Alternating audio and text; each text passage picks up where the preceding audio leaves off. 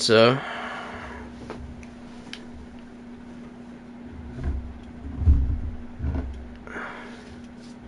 Hello, weeb trash.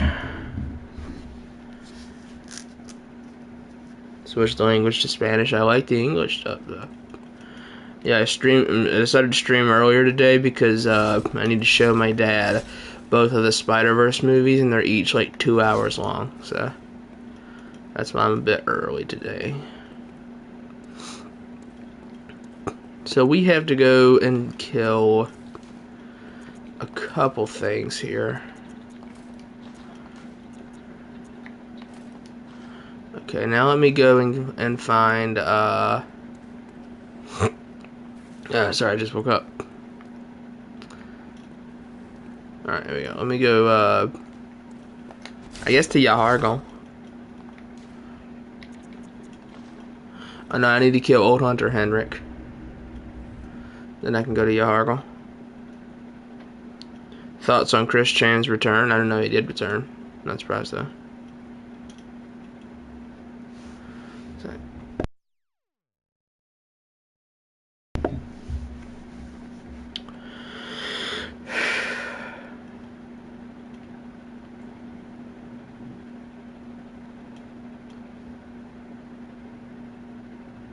Man, I'm very excited for the, I know who Chris Chan is, I just didn't know he returned. I'm very excited for the, Elden Ring DLC, I gotta say. Hello, Adeline. Oh, thank you. I like to tender my thanks, but I have all I can give. What you can take on. Oh, come close, dear. Don't worry. This isn't the first. Hey, yo. Oh, this is Ariana. This is Ariana. Adeline's the nun. Okay, my bad. I get it mixed up. Elden Ring DLC releases tomorrow. I sure hope so, man. I need something that's more difficult than Millennia. Millennia let me down. She was too easy. Move, Axel. Perfect time.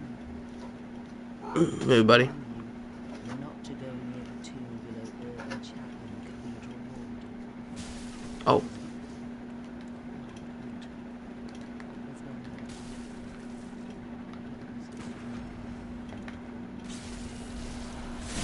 You got it.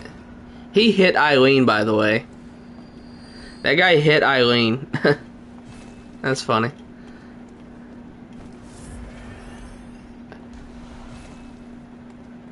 Hello, Axel.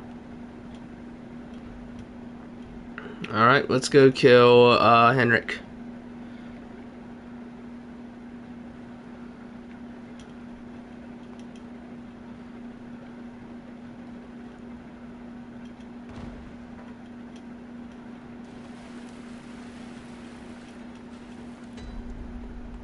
And we'll go to Yahargal so I can pick up that's a nitrous.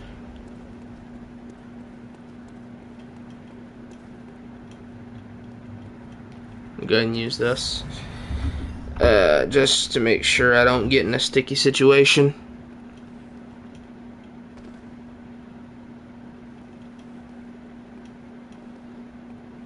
Which of course Eileen is gonna be doing a lot of the talking in this fight.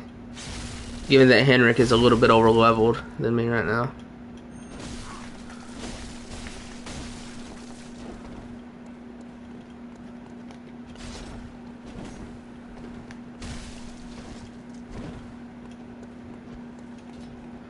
Oh, Jakov?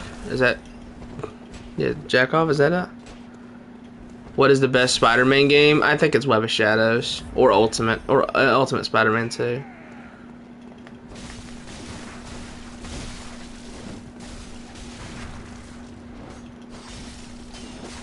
I've played them all except for Spider-Man 2. Of course, I haven't played that yet, but it's coming in on Monday. I think that Web of Shadows and Ultimate are the best.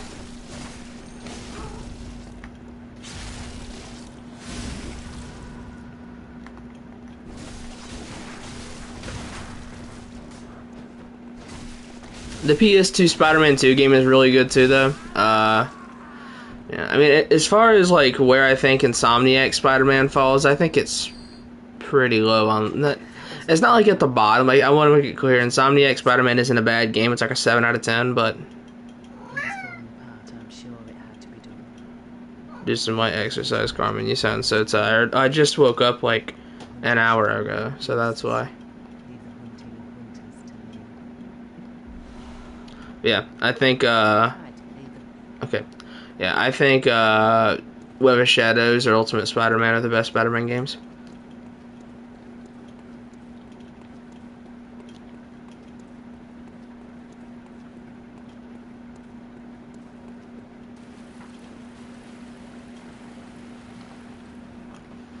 Although my least favorite is the first Amazing Spider-Man game.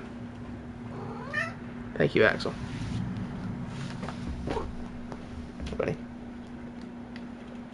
Axel's over here next to the microphone. You want to meow for the people, Axel? You're so talkative normally.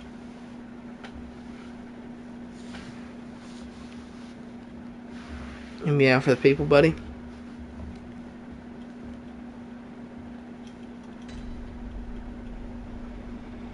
Alright, let's go to Yahargul. Actually, wait, I need to go get the guy. Let me go get him before I forget about it. I guess I could. It's probably not any faster.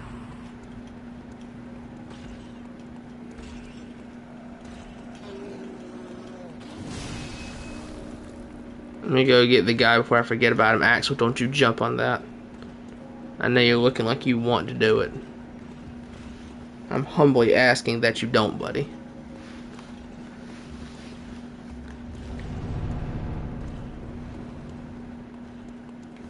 Oh, you can't jump out of, I mean, you can't roll out of a sprint. I'm so glad Elden Ring fixed that problem with a dedicated jump button, which I think, didn't Dark Souls 3 fix that too? Oh wait, what am I doing? What am I doing? I gotta talk to the dude down here.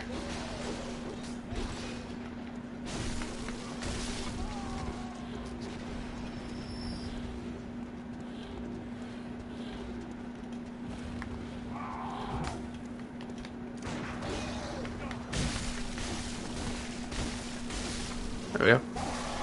Nice.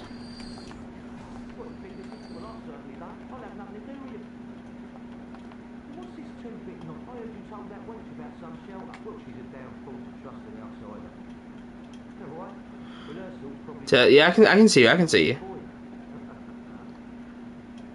Yeah. Hello, Griffith. I've just killed the Abyss Watchers on my Dark Souls 3. All bosses never heal run. They were easier than I remembered. You can just wall it. I mean, I killed Abyss Watchers on my first try.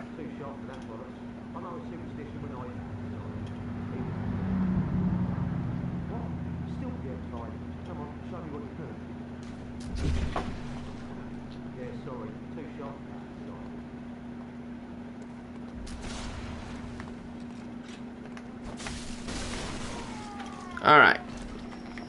To Yahargul.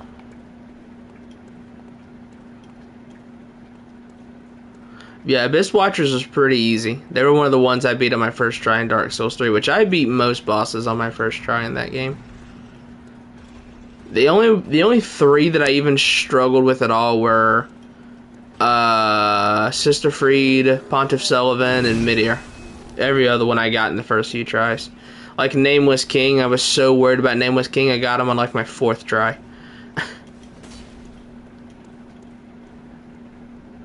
Alright, let's go talk to Bagman.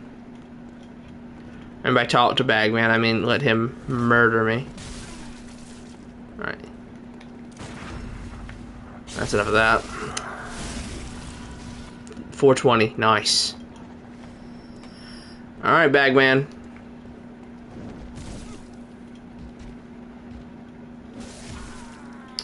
Midir was super hard for me in the first tries. I mean, I beat I think Midir and Pontiff Sullivan. No, Midir killed me 24 times. Sullivan killed me 25 times. And Freed killed me like 14 times. Dancer was way easier than I was expecting. Yeah, Dancer was another one I got on the first try. I killed Dancer very fast. I died more to Vort than I did a lot of bosses in that game. Because, you know, started the game and all that.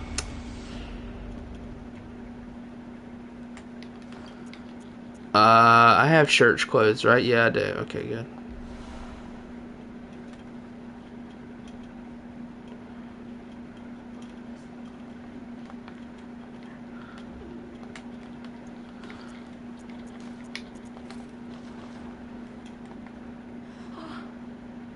By your God, the healing church. You've come to save me. Aldrich killed me about 5 or 6 times. Dear, I have no words. You can take this. Surely, please not that. Oh, thank you so much. Dear. Thank you so much. I was seized on the street. There were many others, but I've heard them. So, and the streets are perilous. And perhaps it isn't my beat. Do you know somewhere? Odin Chapel. Thank you so much. I'll set out as soon as I can. I pray for success in your hunt, kind hunter. I'll set up my camp. Nice. Tomb Prospector, yes. Do you still say the same thing to me now? I'll set out Okay, as yeah. soon as I can. I was hoping you like completely forget me the second I wasn't wearing church clothes. Alright, let's mosey. Hello, Drago. But yeah, Aldrich was kind of tough on the first playthrough. I actually died to Wolnir like twice because of the poison. Like, I didn't realize he had that poison around him, so I just haphazardly walked up to him and he killed me. Alright.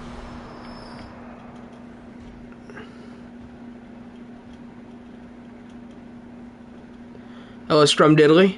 Cheers to the 30th. Yeah, man. 30th Bloodborne playthrough. We're going to even be doing the chalices on this one.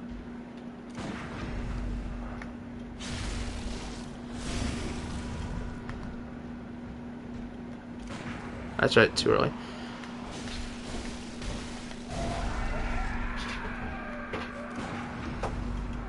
Drago, he has done nothing to not success, my bad, it's early, I have not, to let on that he is a bot. He has done nothing to give you that impression. Did I say Drago? Lorenzo, my bad, not Drago. Sorry, I'm tired, bro, I just woke up.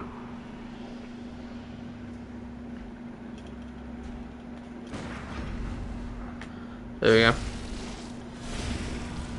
Who was the first? I don't know. I don't know what you're talking about. We had a lot of problem with bots, though. Like, particularly in my Millennia fight in Elden Ring. When I was fighting Millennia, we had a lot of problem with bots in that stream.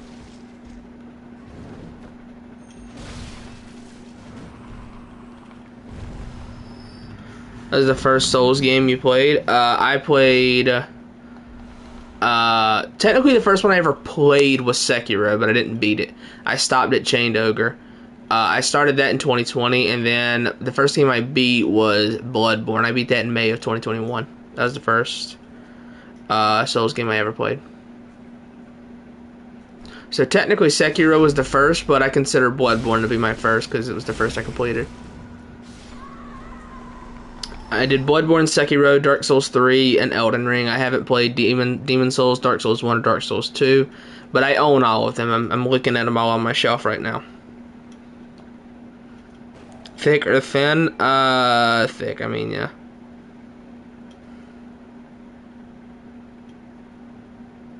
It depends, actually. It depends on, like... I hate to say, like, it depends on the race, like, petite Asians, bro. I mean, you can't beat it. Bloodborne is actually my first. Yeah, I mean, that's what it was for a lot of people. Currently playing Sekiro, about to fight Juzo. Drunkard is tough. Like, he is made out to be a joke by a lot of the community. Drunkard can still get the jump on me. Granted, I play on New Game Plus 7, but Drunkard can still get the jump on me every now and then.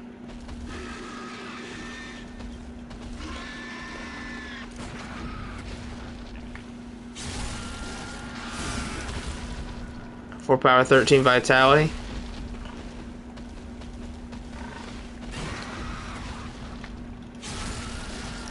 My main save file has 99 attack power.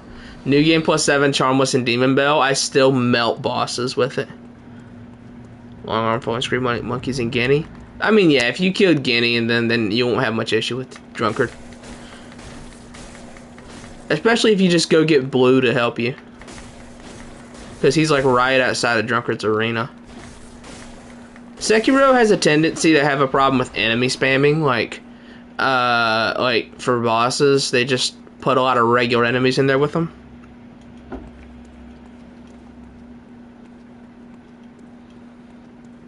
I mean, I say Drunkard is tough, but then I also beat him without ever using my sword for video, so. Yeah, I don't know if you ever saw that, Scrumdiddly. I did, I beat Sekiro without ever using my sword. No attacks, no blocks, no deflects, no lightning redirects, no sword arts, no mortal draw, no stealth death blow, no anti-air death blow, and no prosthetic follow-ups. Just using prosthetics and the Senpu combat arts.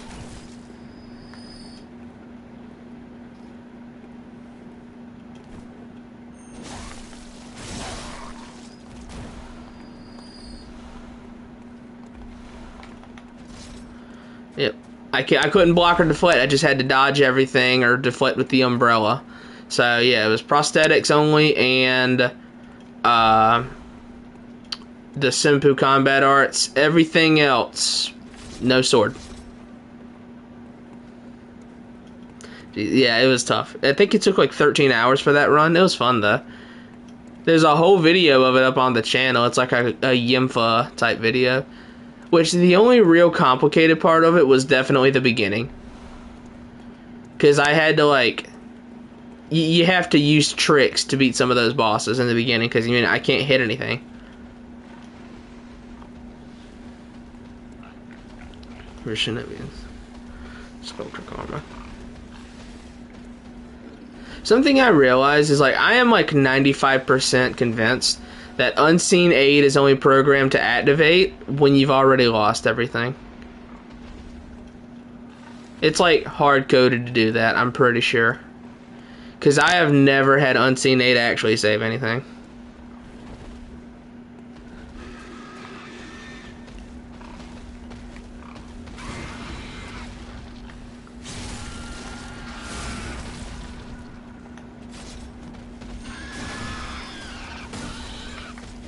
Nice.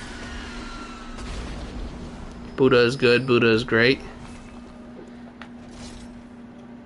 It always activates, like, back when I was first playing, it always activated when I had nothing.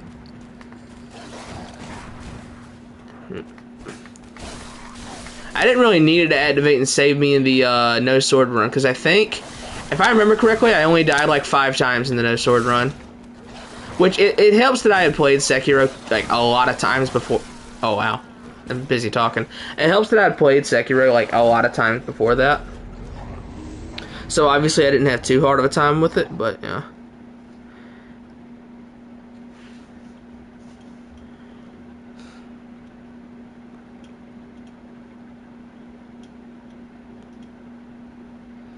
I think Bloodborne had the worst dogs out of all the Souls games. I think Bloodborne had the most annoying dogs.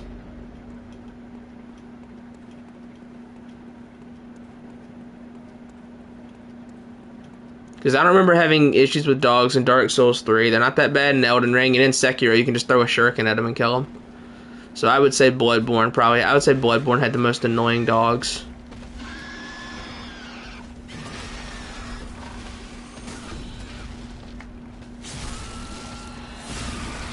Thoughts on Penn Island? I don't know what you're talking about. The teleport dogs. I don't remember what you're talking about. I played Dark Souls 3 one time, and it was several years ago.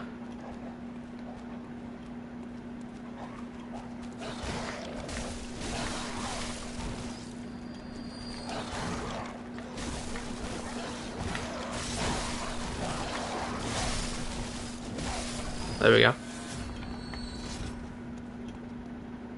Remove this space pen. I don't know what you're talking about. Oh, they teleport if your camera's away from them? Oh. Bull is the worst mini-boss?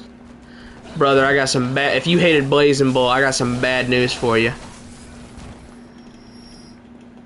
I ain't gonna say nothing else other than I got some bad news for you. Blazing Bull wasn't too bad, though. These days, Chained Ogre is the only one to really catch me, like, to catch me slipping and kill me. Which, again, like, take my opinions with a grain of salt, because I know everything about the game.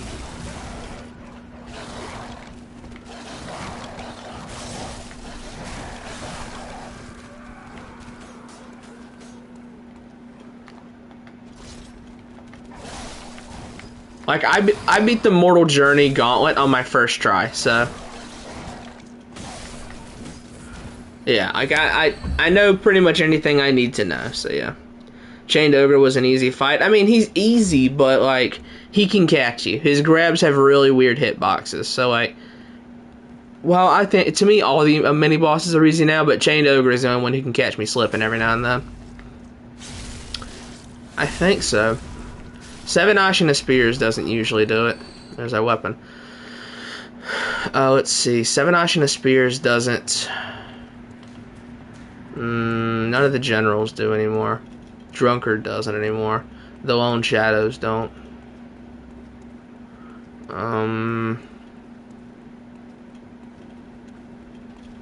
No, I take it back. Headless is probably the most annoying of the mini-bosses. Headless sucks.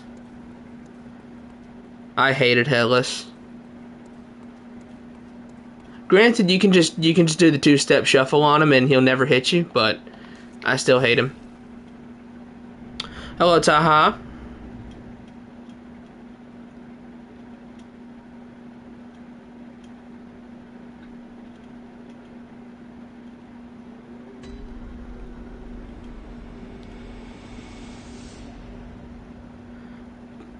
Oh, you're talking about Ashina Elite? Yeah, Ashina Elite was pretty easy.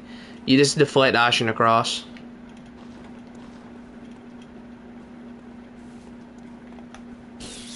We'll use this until we get the Logarius wheel, which will be pretty soon, actually. We're coming up on the wheel.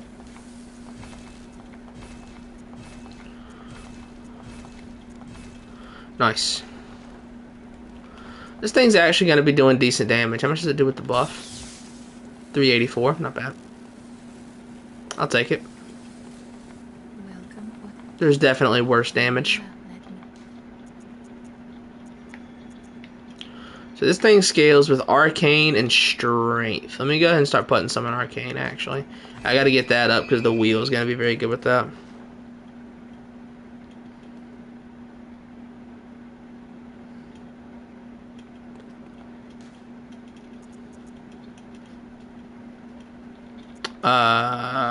Is it up here? Is it? No, that's right. Yahargul's up here. I haven't played Bloodborne in a few months, pretty much, actually. Yeah, Hypoxia in jail. How do you even get the Beast Claw? You get it in Lower Loran. Or is it Loran? Is it Ailing Loran or Lower Loran where you get it? Does anybody know for sure? I know you get it in one of those chalices. I think you get it. It's either Layer 2 of Lower Loran or Layer 2 of Ailing Loran. One of the two.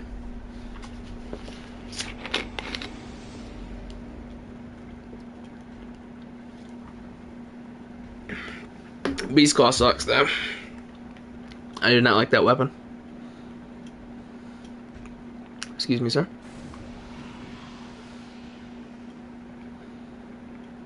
Oh, there was an area I didn't check, actually. My bad. I didn't get all the items. I thought I got them all, but I didn't.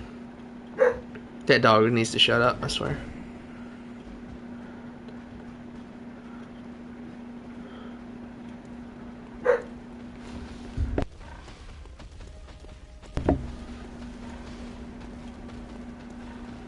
It's the second layer of Lower Loran. I think. I'm not sure. It could be the second layer of Ailing Loran. I just know it's one of the two.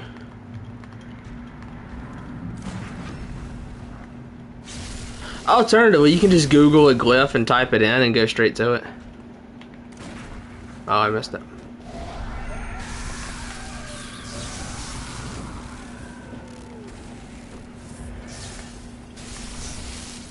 Yeah, you can just Google a glyph that has the weapon and just type it in and get it immediately. if you don't want to go through the trouble of going through Loran, because to go to Lower Loran, if it's there, you would have to do Thumeru Chalice, Second Thumeru Chalice, Lower Thumeru, Ailing Loran, and then Lower Loran. You would have to do those. Which I don't think I need to tell you, that's a lot of chalices.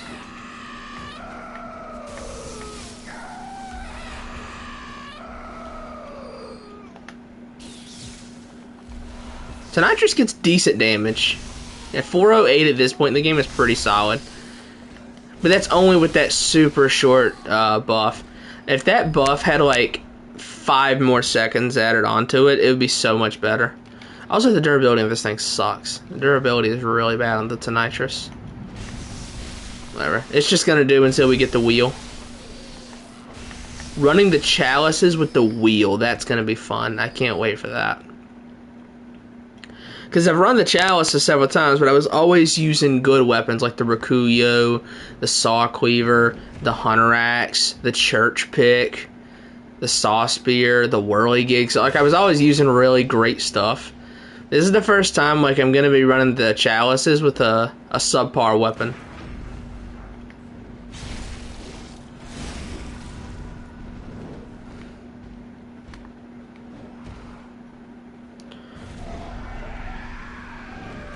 Hey, don't do that.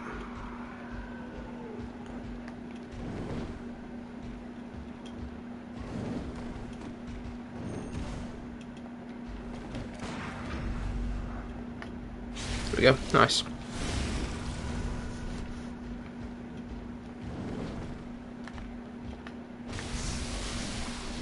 Hey, the R2 should change with a buff. Sadly, it doesn't. No, same thing. Wheel's pretty cool, and downside is short range damage. Yeah, like the problem with the wheel is like I feel like it takes way too much of an investment for it to get really good. The wheel can look really solid, but it takes a lot of work to get it there.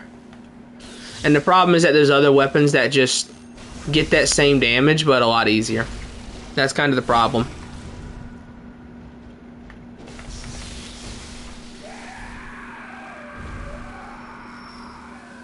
It'll be wheel easy. Hilarious. Alright, let's go kill Parl. This shouldn't be too bad. He's probably really resistant to bolt damage, though, if I had to guess, or to thunder.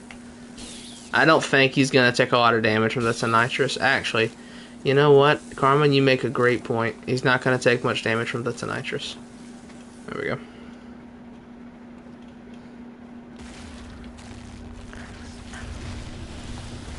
Too early. You can dodge through that. I just did it too early. Too early, no, too late that time. I have to at least try to dodge through it.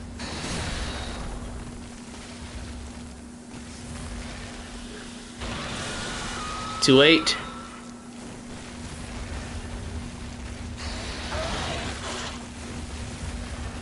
I do not play this game as often as I used to. I'm definitely not as good as I once was at this game. Oh, I'm dead. My timing is way off on that. I do not play that game very often. Or this game very often anymore. I got my 27 runs in for the, to rank all the weapons, and now I don't play this anymore.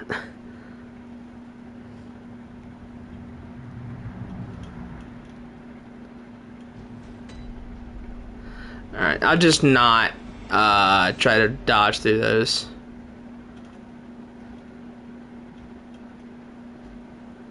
I know you can dodge it, and my timing's just off on it. It doesn't help that it's also early. Bloodborne is a game that I can definitely tell I'm worse at than I used to be. Whereas with Sekiro, like, it feels like I only get better at Sekiro. But with Bloodborne, I can definitely tell that I'm worse than I used to be.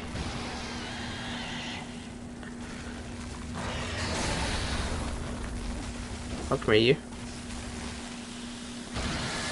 There we go. get that back leg again.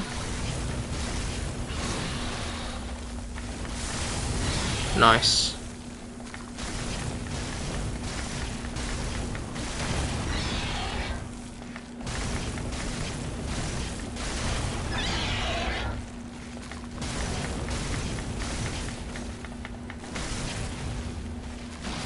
And booyah.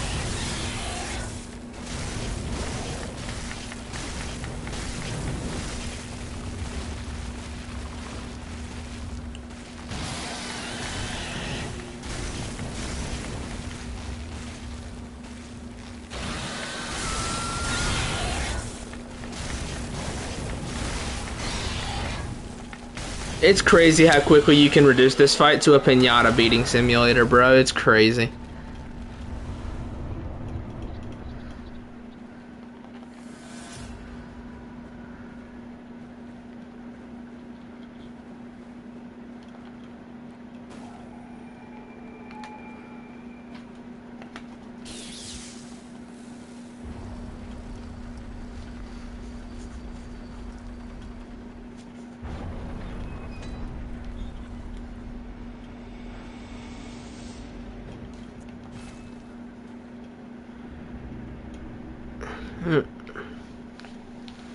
I should play this game more often, but it's like I played this game so many times to beat it with every single weapon. So now like I am to some extent burnt out on the game. You can hear my mouth queef as I take a sip of my drink. But yeah, like you know, I plan it for my 30th playthrough to be like the last one I do for a while. I don't plan to do another one anytime soon.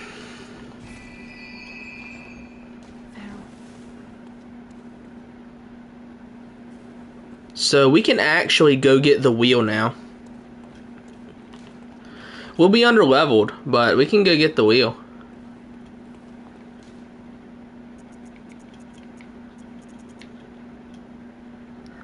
He's playing more of the hit anime mobile game Dragon Ball Z Dokkan Battle. You're right, I actually have not been playing that game much lately.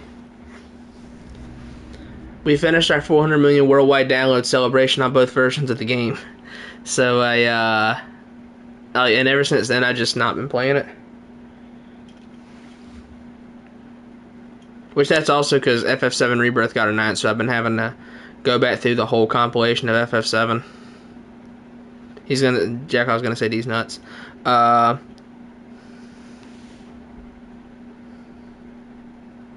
This problem at the same time as the Drakes in Dark Souls 1. I do not know. You would have to ask Lorenzo that question. I've not played Dark Souls 1.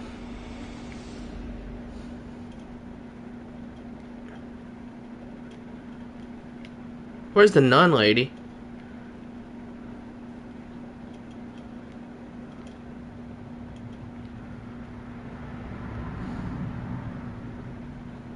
You know what I could do for fun? Do I want to try it? I don't think I do. I could death cam skip my way into the Forbidden Woods and then do all the content like that all the way to Yahargul, and then and then I can interact with Lawrence's skull over there in the chapel, and then turn it back to midnight. I can manipulate time.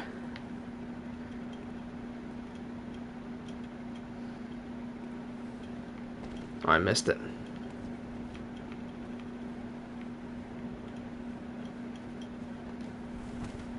Okay. You gotta land on that. And then walk, and then dodge roll across that, and you skip your death cam. And then from there, all I have to do is just walk to the Forbidden Woods, and then quit out and load back in, and I'm past the gate. I can try it, I guess. Just for fun.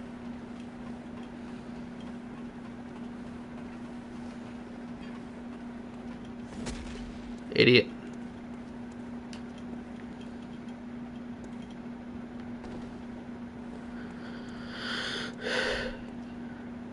Oh, I missed it again. Whatever, I'm not that worried about it. I don't need to break the game anyway. I've done it before.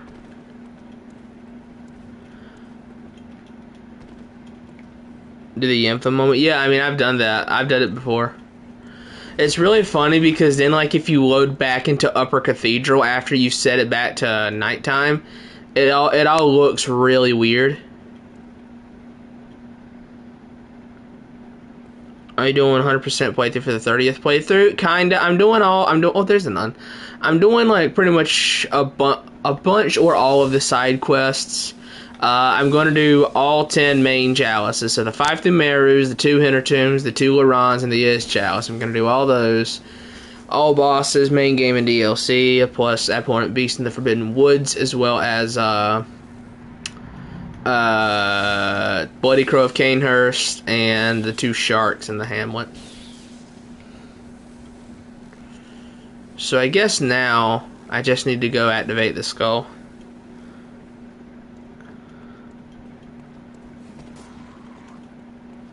What was Ist? What do you mean?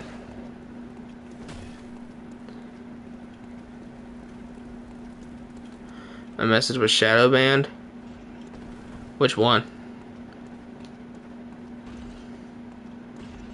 And you could even phone cave into your intrusive thoughts. What was it? What do you mean? You mean the Is Chalice I mentioned? Oh, I haven't done Hemwick yet. I should go do Hemwick. The Is Chalice is what you get when you beat Ebrietis, and it's basically a chalice full of kin. So you got like Ebrietis, the brain suckers, the celestial emissaries, stuff like that. I completely forgot I need to do Hemwick. We'll go do that.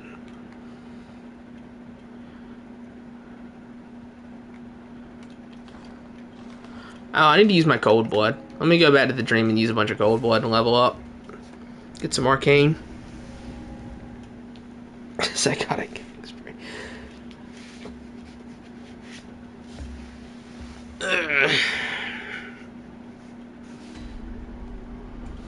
Alright, let's go use this. Alright, let's do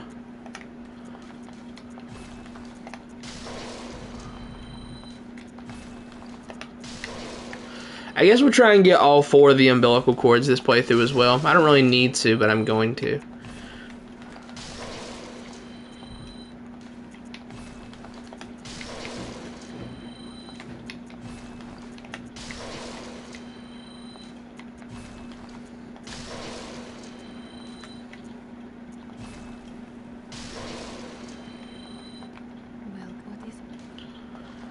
Oh, actually, wait, I've got some stuff I can sell. I just realized that. What's your go-to weapon? My favorite weapon is the Beast Hunter safe, but I think the Saw Spear is probably the best weapon in the game. As for what my go-to weapon for this playthrough is going to be, it will be the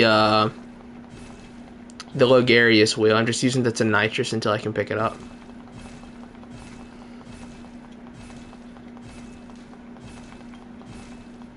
Oh wait, I'm looking at the wrong thing.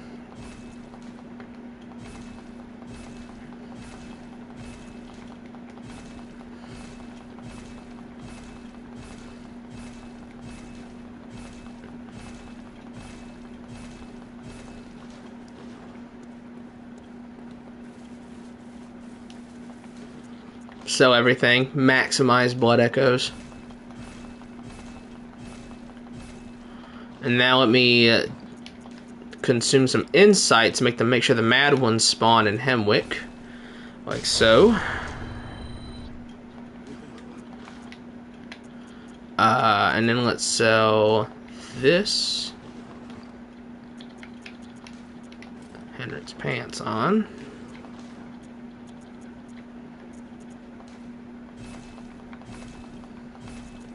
And boom.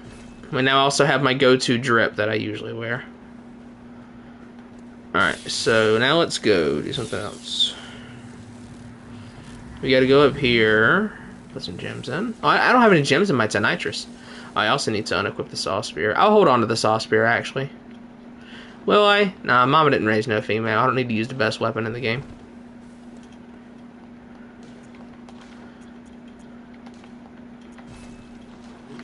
I don't need the best weapon in the game.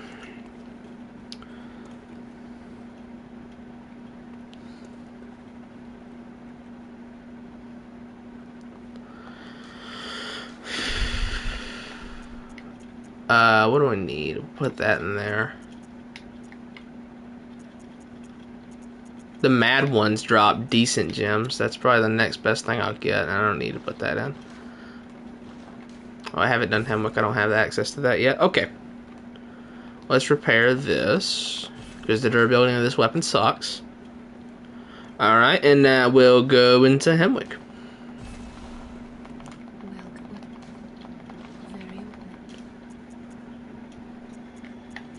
I need a lot of arcane. That'll do for now, then we'll put a bunch of HP. We'll put in a bunch more HP. Need to make sure I don't get one-shotted by Logarius when I try to beat him. Grand Cathedral. Alright, to Hemwick.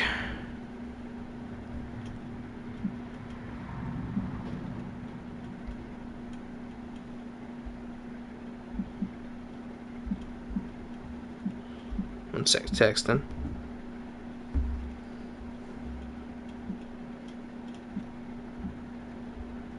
There we go.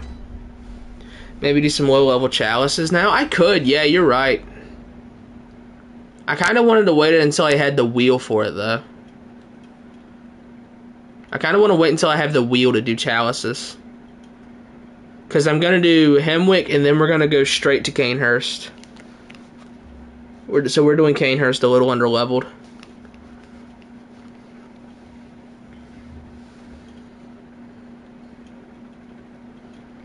I think I'll wait until I have the wheel. Because I'm going to pick that up soon.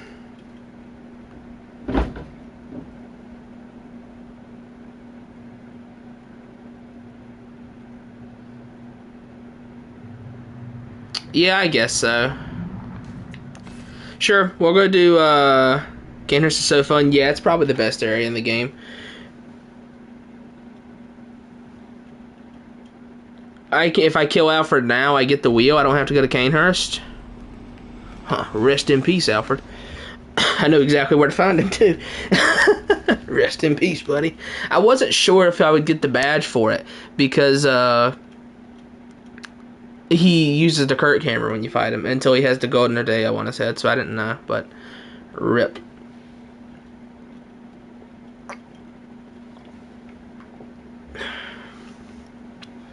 But you'll lose his covenant, I do not care. I want the wheel.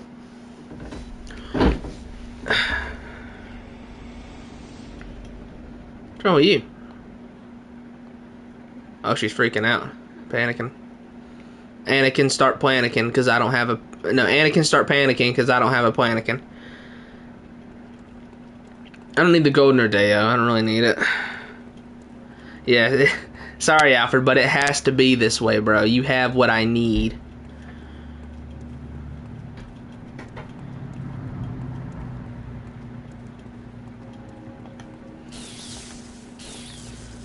I hope he doesn't absolutely just roll me over in 2 seconds. He could.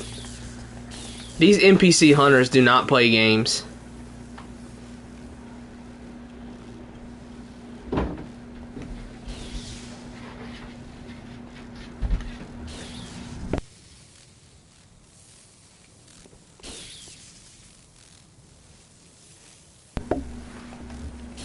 Alright, Alfred, I just want to let you know.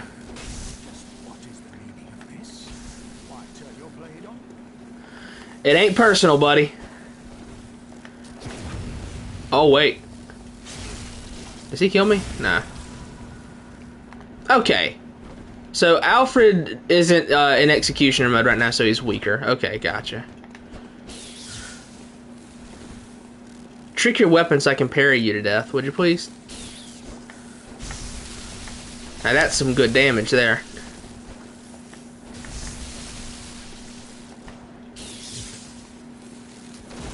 Ow.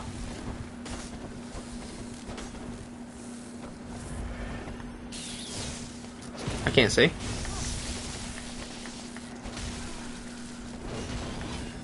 You fool.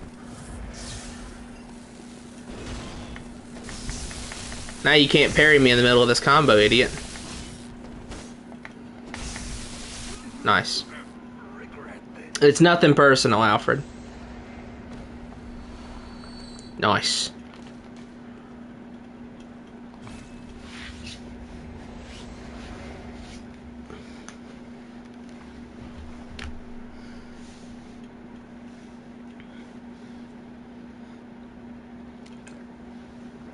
It had to be this way.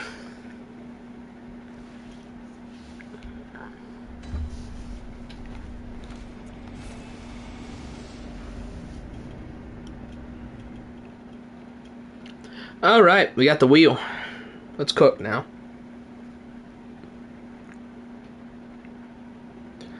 I don't know how to use this thing very well, so we'll see how it goes. How much is the wheel? 13K. Alright, yeah, give me a second.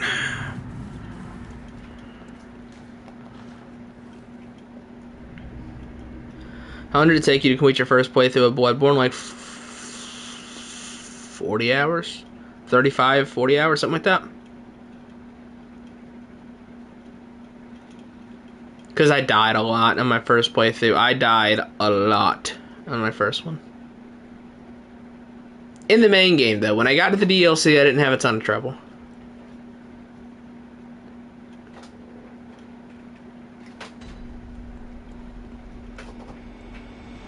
Don't mind me, chat. Just gonna get some echoes for the weapon here. I just, for context, I don't use this to level up. I don't use this to level up. I just use it to get items.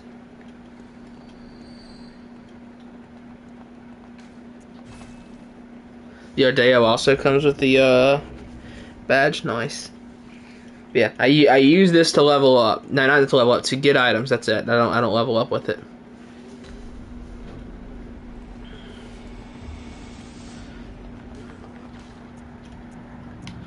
Let's buy this thing here.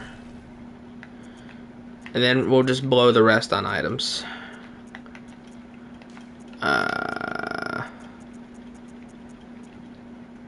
Just get a bunch of those. Get a bunch of those. Get a bunch of those. And just blow the rest on Hunter's Marks.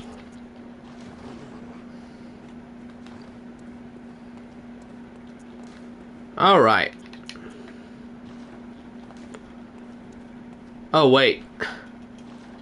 I don't need this thing anyway. I'm gonna sell the nitrous for money. I don't need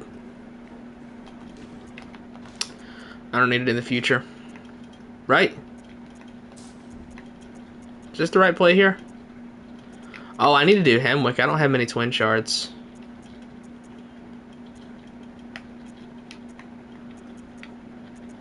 Sell that. Don't need that, that's for sure.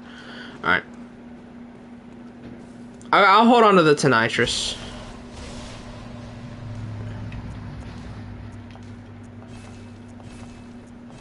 Alright, let's go to Hemwick to get some twin shards for this thing, and then we'll go to a chalice.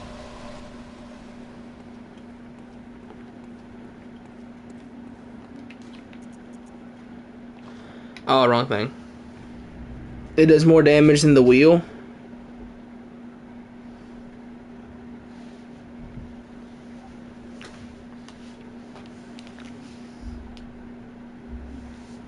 Let's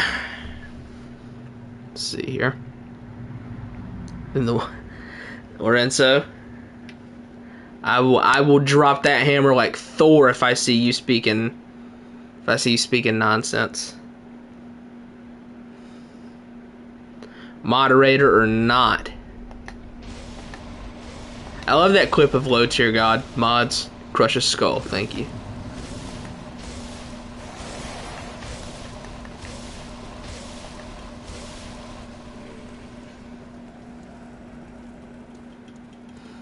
I'm not racist, but reminds me of that clip of Penguin Z0 or Charlie saying I don't like sexual assault as much as anybody. No, like I rape, boo, but it's such a funny clip, I swear. All right, we got us a nice wheel. Let's go give these guys some splinters.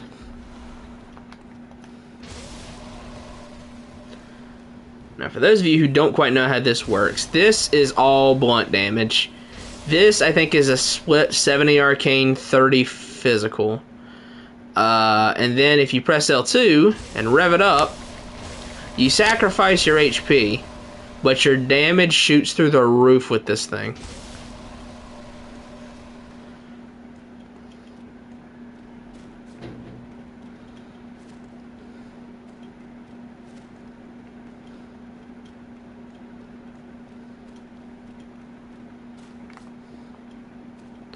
Alright, the mad one should be here. We're not doing a ton of damage.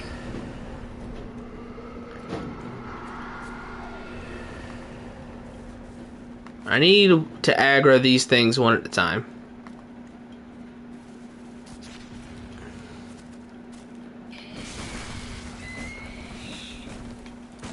Come on, do something else. There we go, nice. That's what I love about Bloodborne parrying. You don't have to be good at it. You just gotta be fast.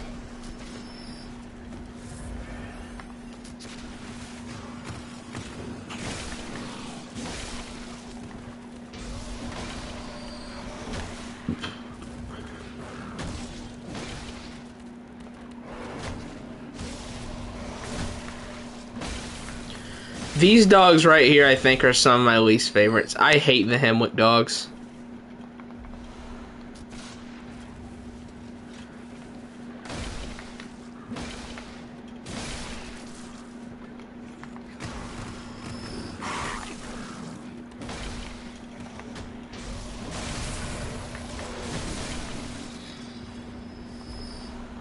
Ah, bone arrow mash, nice. Recommend the untransform for crowds.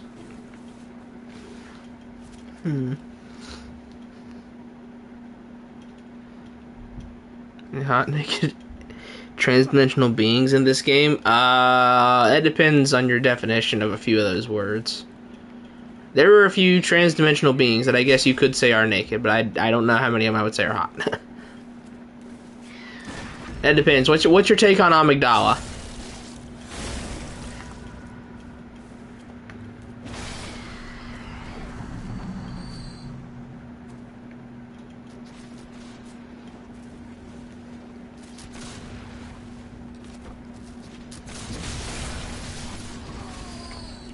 That was really stupid.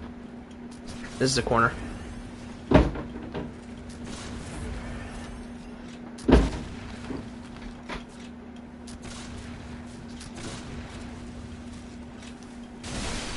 There we go.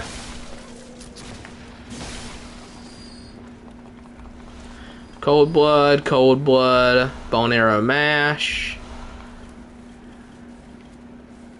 And these are almost maxed out now. Bone arrow mash, nice. Great headrest is terrible. Ow.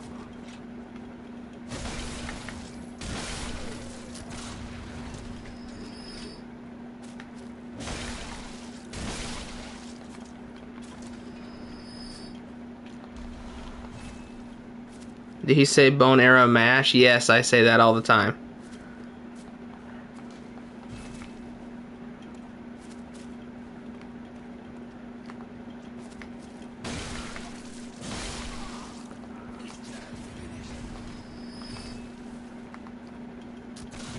Ah, you can't run out of a... You can't dodge out of a sprint. It's so stupid.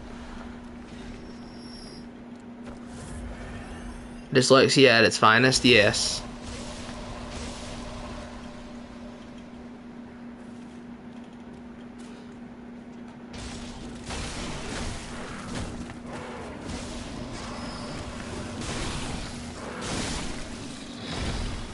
Nice. Oh, hello.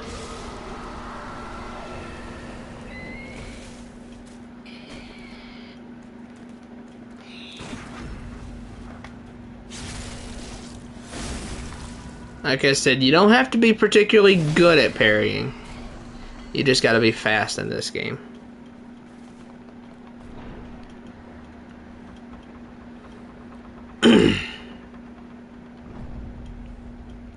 Imagine if you had the gun in Elden Ring. The gun would make, like, so many of those humanoid bosses, like, piss easy, bruh. Like, the gun would legitimately shut off, like, half of Millennia's moveset.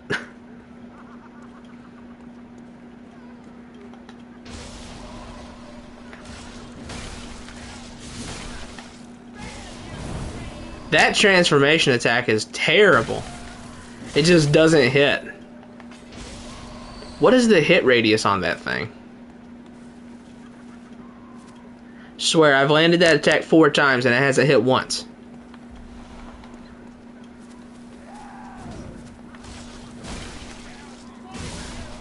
Oh, that did no damage.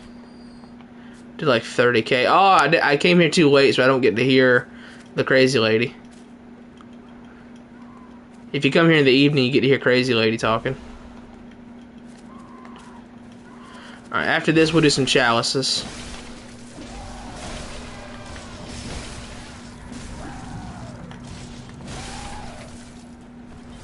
We'll probably do the first 2 Thamaru chalices.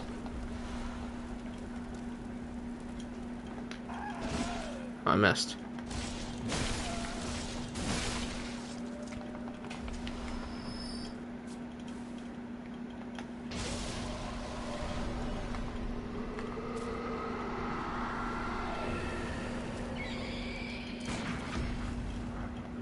I guess we can't. They can't all have transformation attacks like the Beast Hunter safe.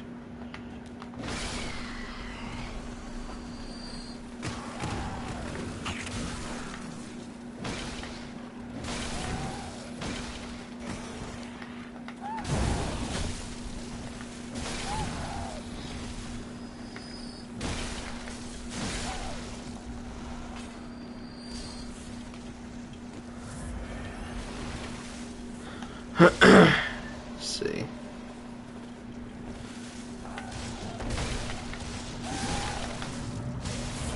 $21 damage? What? Devastating power right there. You boys see that? I didn't put any gems in this thing, did I? I did not.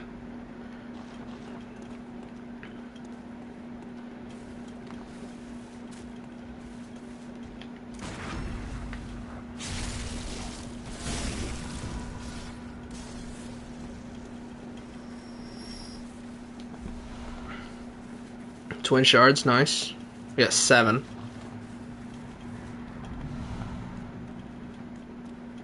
We'll pick up plenty in the Forbidden Woods later. We'll get some in the chalices.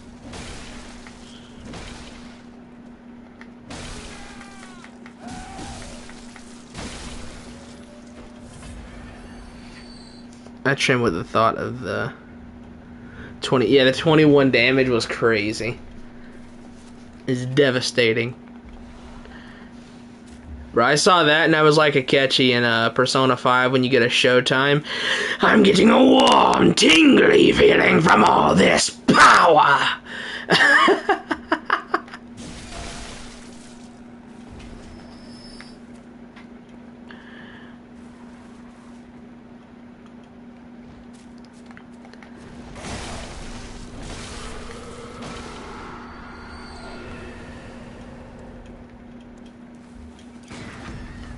There we go.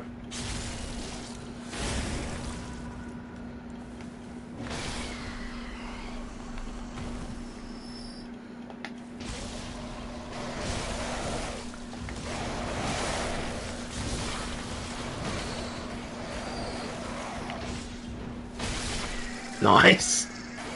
Oh, that was live. Yeah, Akechi's voice acting in Persona 5 was so good when he was crazy. I quote that all the time whenever I do, like, no damage. Like, in the whole Cause Parasite run, I was like, I'm getting a warm, tingly feeling from all this power! I was doing that, like, the whole time. Oh.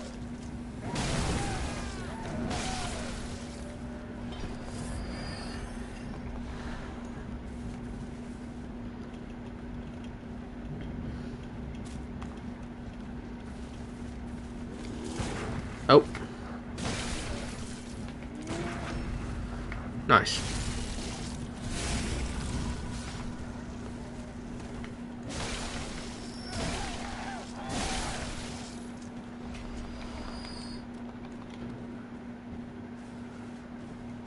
Hello.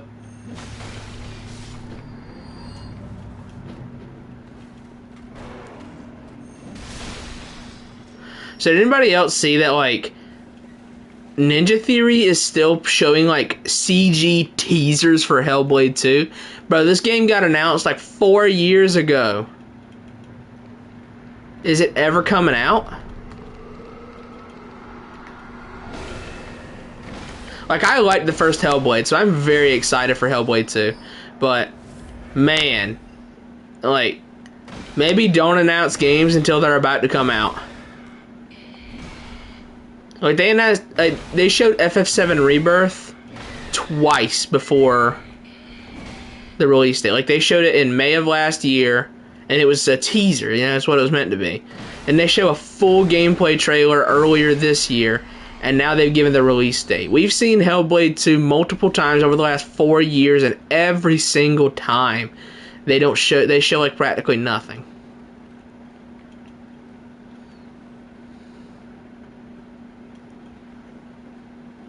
I can't wait for FF7 Rebirth, bro. My preparations are almost complete for that game.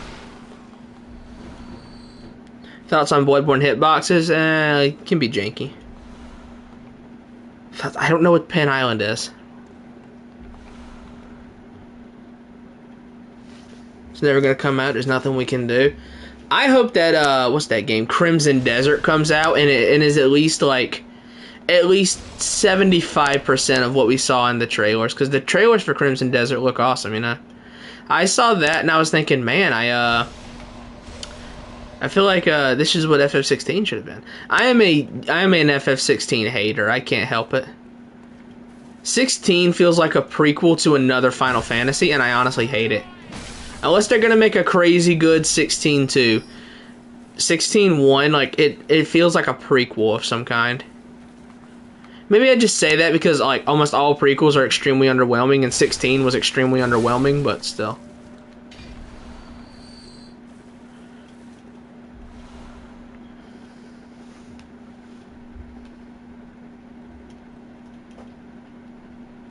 He's trying to say penis land.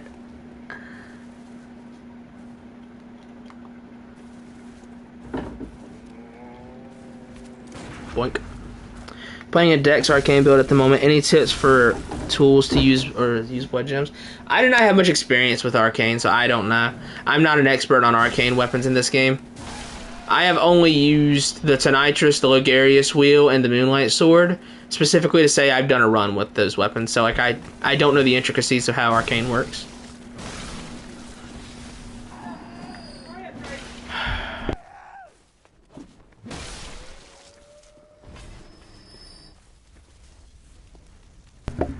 I would ask Lorenzo for that. I feel like Lorenzo probably has a better grasp on it than I do. Goodbye. Lorenzo, can you help the guy out, if you know? Oh, I was hoping she wouldn't do that.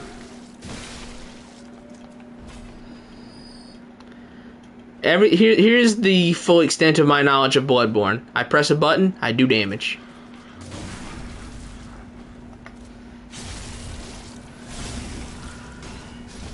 Which, Bloodborne, to be honest, like, it's not that complicated of a game compared to a lot of the other Souls games. I'm realizing this the more of them I play. The more of these Souls games that I play, it's not that complicated compared to others.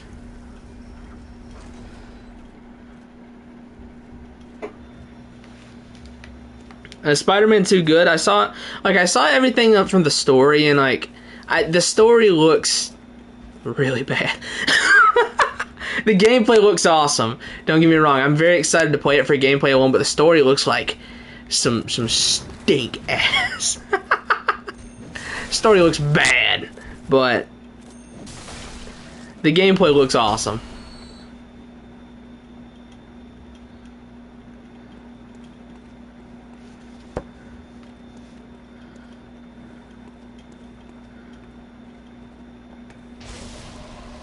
from what I can tell, I think I like it better than I did the first two. Like, I talk a lot, I talk down on the first game a lot, but like, but then you look at my benchmarks for that game in that section, and I have done like almost all of them. Except for Sky Skipper. I don't know what those psychopaths were thinking for Sky Skipper. Making you have to point launch like 10,000 times, bro. I've only point launched like 2,500 times, and I've completed almost all of the other benchmarks.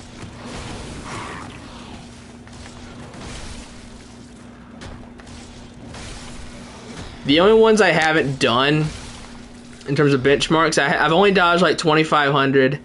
I've only perfect dodged like 2,500 attacks. I haven't killed all the enemies I need to with the trip mines, and I haven't disarmed enough people. But other than those, I've done all the other benchmarks in the game, so those psychopaths when they made Sky Skipper were on some crack cocaine, brother.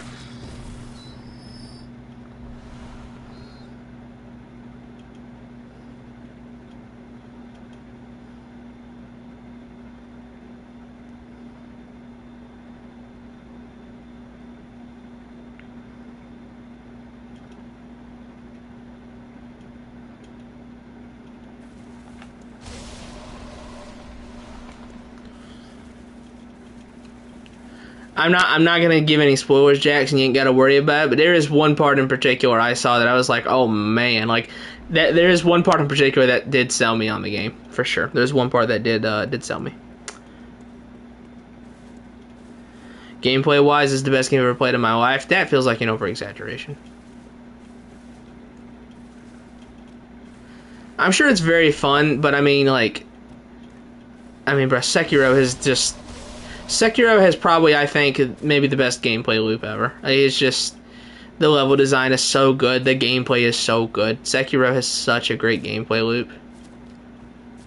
I do like the first Spider-Man game's gameplay a lot, though. I'm not going to talk bad on that. I do like the first Spider-Man game's gameplay. Booyah. Doing some damage now. Ugh.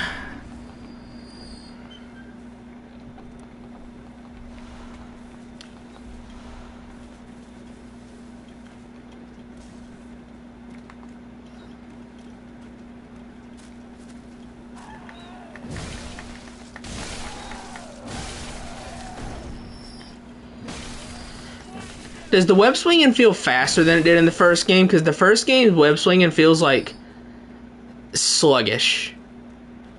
And I know it can get pretty fast, but it feels very sluggish. Like Spider-Man feels too heavy in the first game. Like he had too big of a breakfast.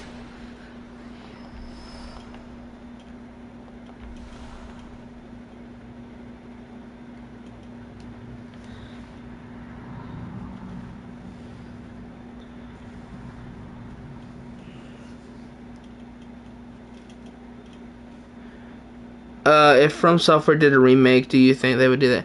FromSoft's not gonna do the remake, that's for sure. If there's a remake, it's gonna, like, Sony's gonna have Bluepoint do it. Sony owns the IP, so they can, like, they get to decide who makes it. And Sony is definitely gonna say, hey, Bluepoint, you got this.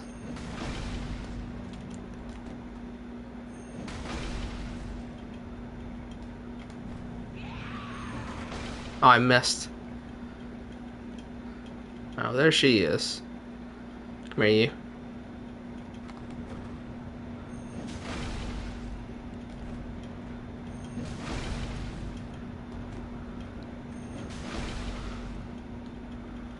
This is a very intense boss fight, as you can see, chat.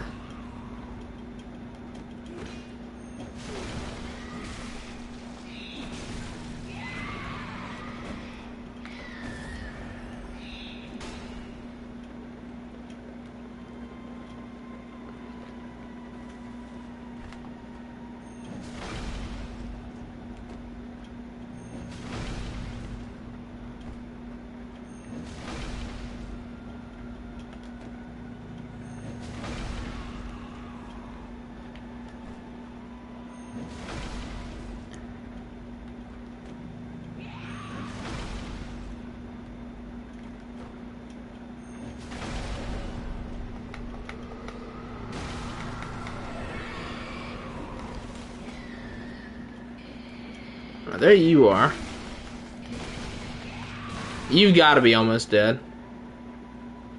Okay, he didn't show up anywhere here.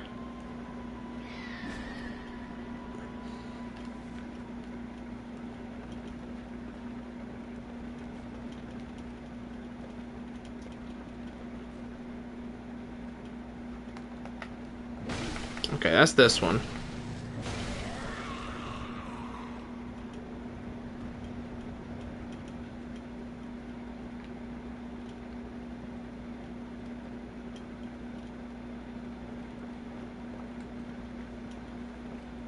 These are some of the blindest, stupidest enemies I've ever seen, bro. I guess if the mad ones were as aggressive in the boss as they are in the field, like it would make it way too annoying, though.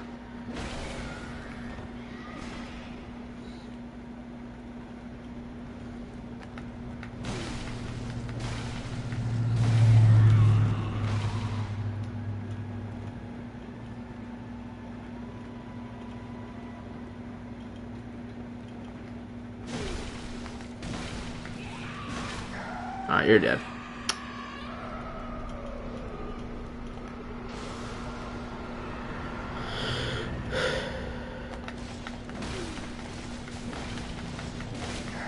Nice.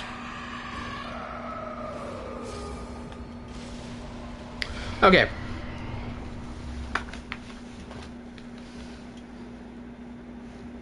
Do the witches of him look like ham? I don't know. Personally, I'm not real sure. Alright.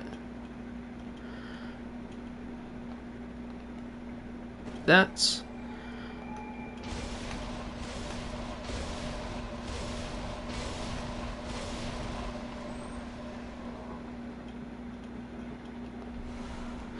The wheel is such a strange weapon to fight with. Has there ever been another game or at a point in history where people fought with a giant wooden wheel? Has that ever been a thing?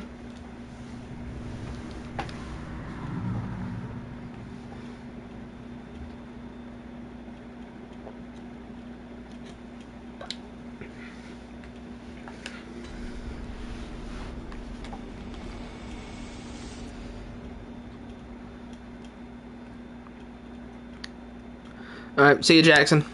FF16 is mid. Just want to say that on your way out the door.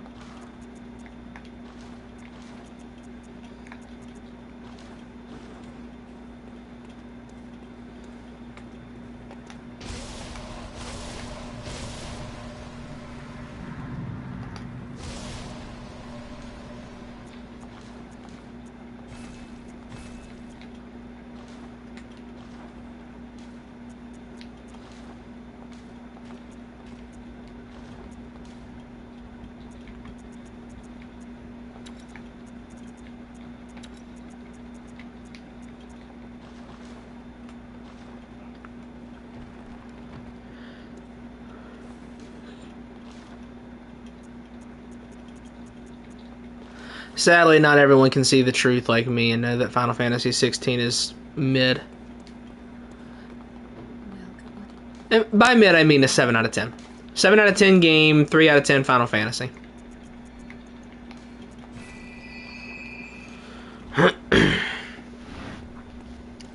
Alright. Now we're going into... the chalices. Oh, goody. Alright, strap on and strap in. We're gonna be here for a while.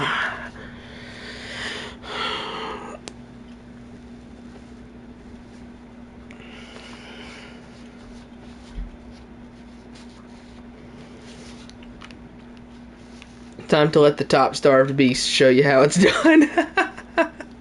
Taha knows that I'm referencing.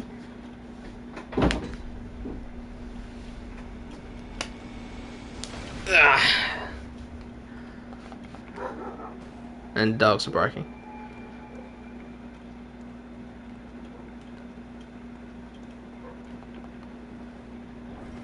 And let the top starved beast take care of business.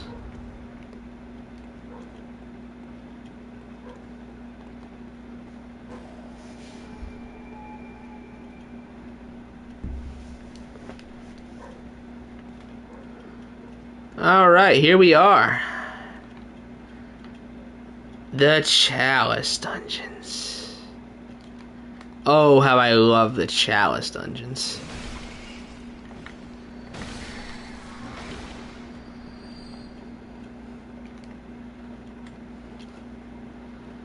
This is my favorite piece of content in any Souls game right here, boys. Yeah, you love yourself a top star piece. And Black Knight Kindred. That was good too.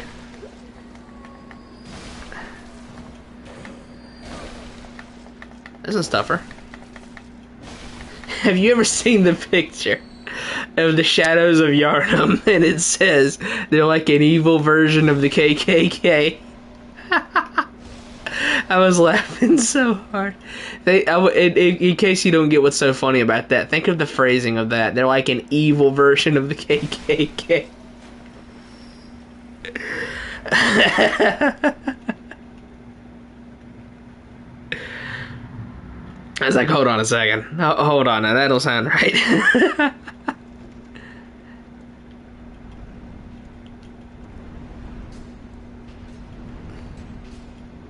Fool! Oh, wow. Ow. Hold on, wait, hold on now. Wait a minute. I was just playing.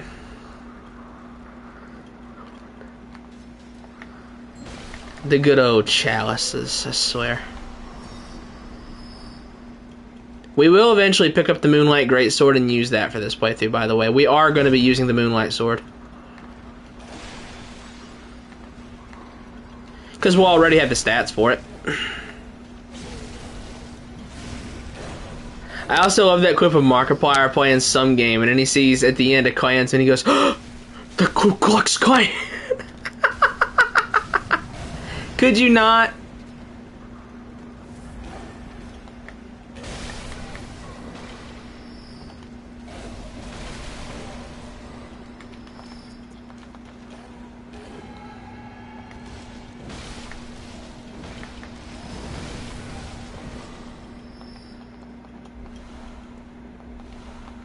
But yeah, that picture of the Shadows of Yharnam followed by they're like an evil version of the Ku Klux Klan.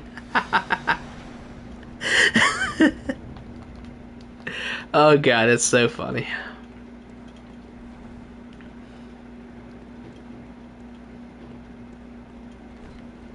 Hello.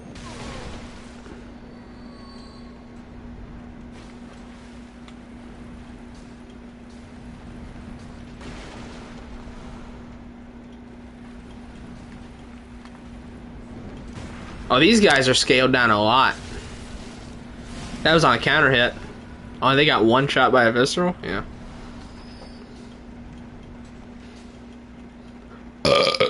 Excuse me.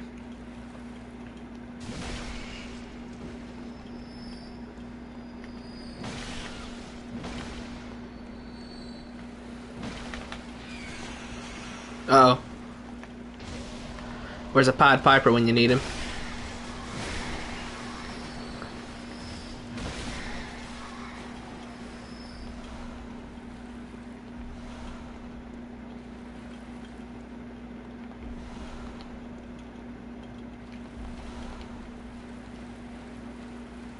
Get ready to see a lot of 2 blood vial drops in these chalices, because that's all you ever get.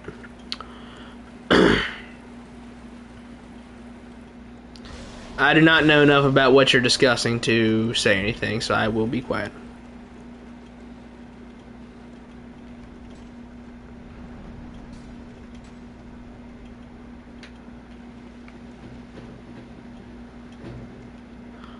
Alright then.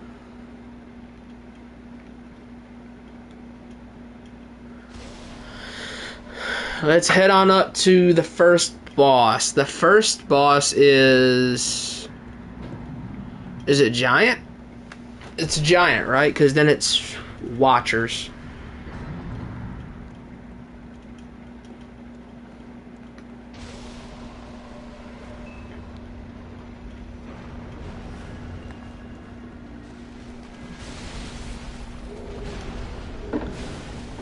I keep forgetting that I can't jump that I can't roll out of a sprint. I keep forgetting that.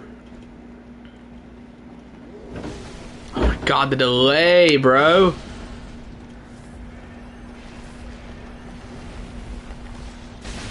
Nice.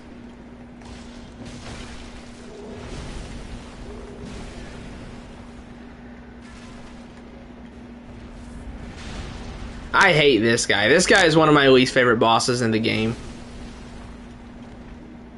This guy's so annoying.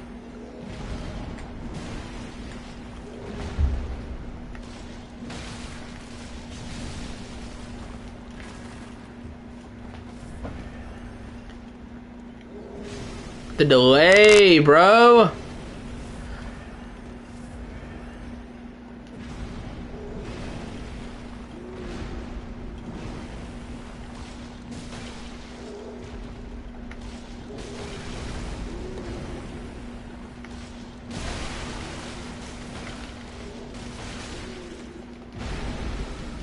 How did it knock me in front of him?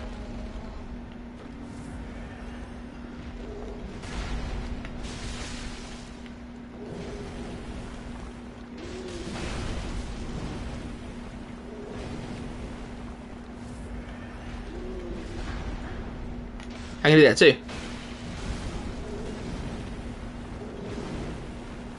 Like I said, I hate this guy. Haha, idiot. Fool. Taha, have you been playing OGFF7?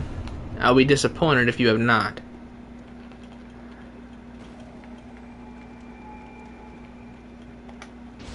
Close the wheel up and let's mosey.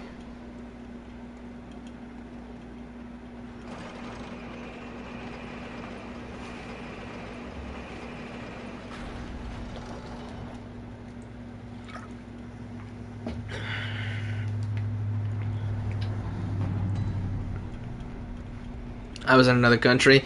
No excuses. I'm already almost done with my full preparation for Rebirth. Let me go back and get some files. Like, I've already finished FF7 and the super bosses. I've beat Dirge of Cerberus and all the extra missions. Dirge of Cerberus on extra hard plus the extra missions. Now I'm working on Crisis Core with the extra missions. And then I'm going to replay FF7 Remake, probably on stream. On hard mode, of course. Because Mama didn't raise no females.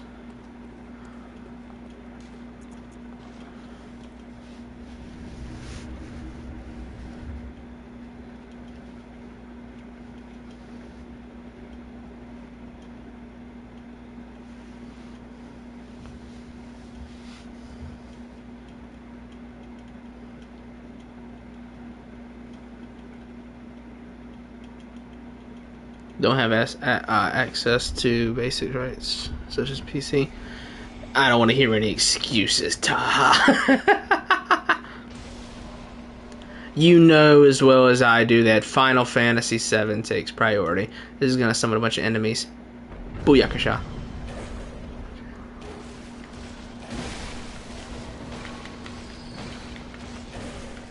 Hit him.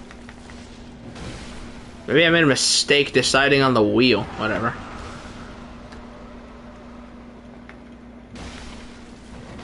All will be okay once I get the Moonlight Sword. I gotta suffer with the wheel to get the Moonlight Sword.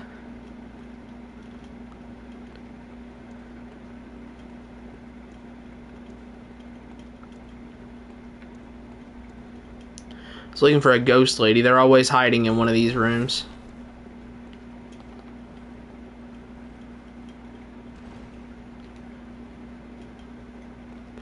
Let me go kill the bell lady.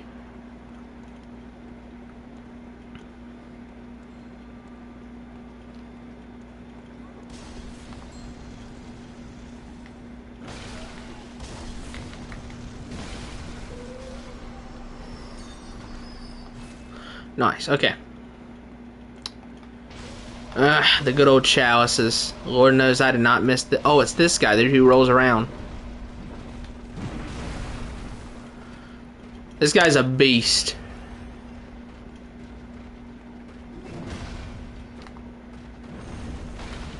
This guy has confidence I wish that I had, bruh. This guy's confidence is unmatched.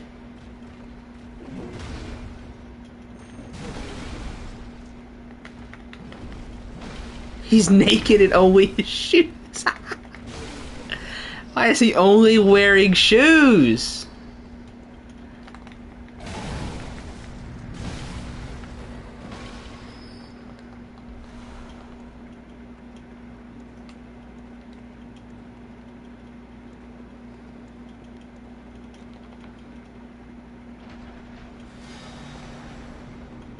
Ah, good old Bloodborne. Good old chalices. Only wearing shoes is a fetish I've never had. I have not either. I mean, I understand the whole, like, oh, you know, wear, like, knee-high socks or stockings, something like that. Yeah, that's cool, but, nah. If there is one thing I never understand, it is the obsession with feet. That ain't me, bruh. That ain't me.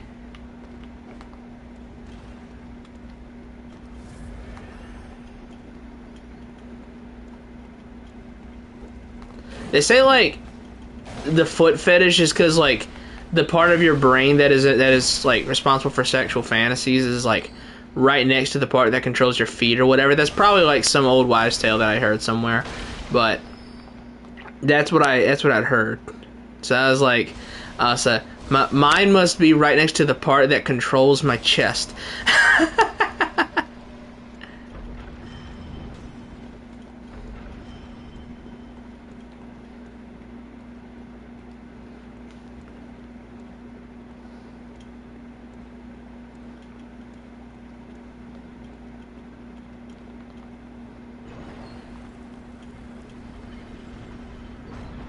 Alright, this should be Watchers.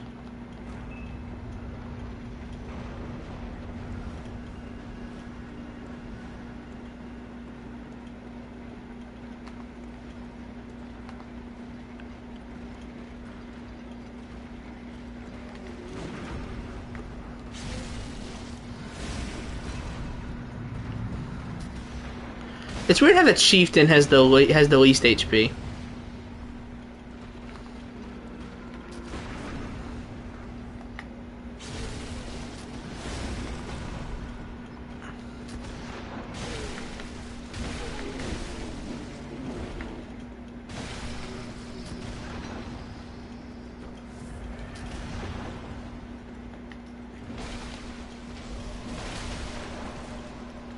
See what kind of damage we can get off this.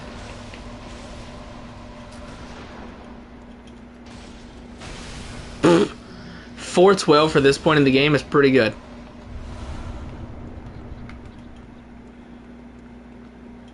People with a foot fetish are born out of two siblings who love them. I was not, so I'm good on the foot fetish stuff. That is, like I said, that is one thing I will never understand, bro. I could never understand the whole foot fetish thing. That is beyond me. Not gonna shame anyone who's into it, but that ain't for me, bruh.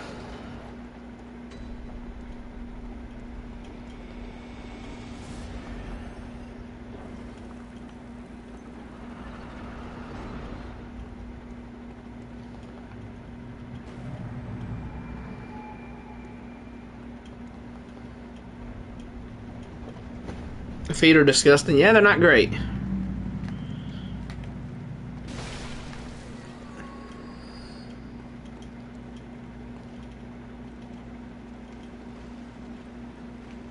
Need to retake sanity. I fear it may already be gone, brother. Will you get off that ladder? Oh, what? Iframes? No, don't get on the ladder.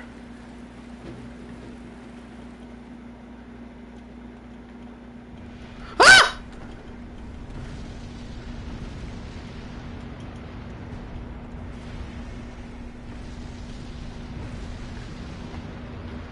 You know, since I've got so much arcane on this playthrough, I might make use of some tools, like Black Sky Eye and stuff like that.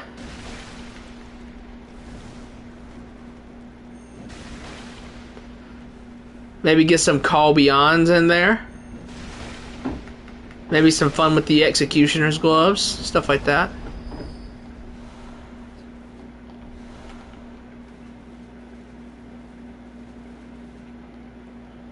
Would it be with the... Okay, then. Alright. Alright, see, it's aha. Would the plural of a Call Beyond be Call Beyonds or Calls Beyond?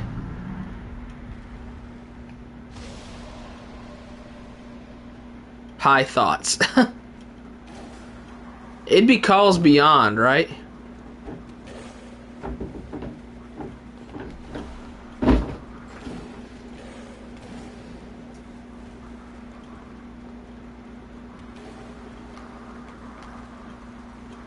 There you are.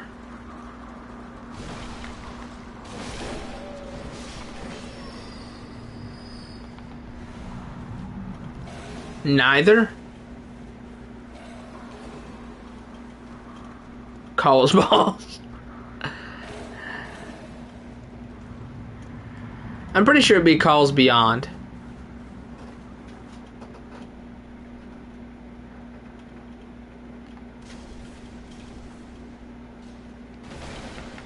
Buddy, you're in the way of the TV, Axel. I can't see.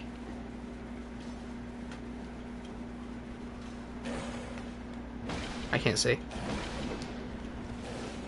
There we go.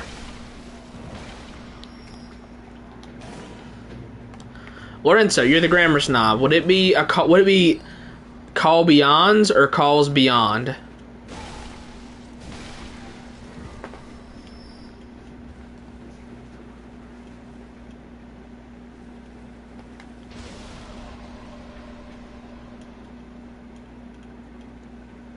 It's not Calls Balls, I'm pretty sure.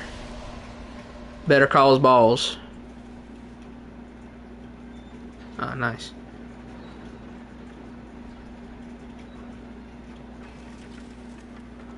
A Call Beyonds? But why wouldn't it be Calls Beyond? Or I guess it would be Calls from Beyond, but still.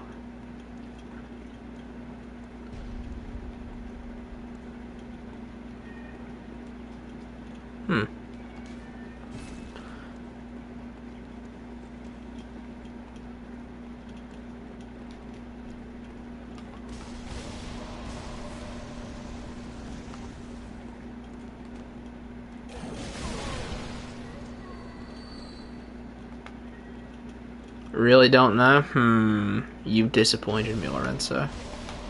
There will be a punishment for this.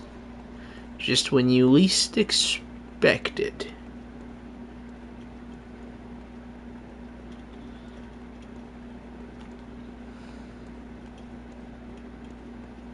Ah, there it is.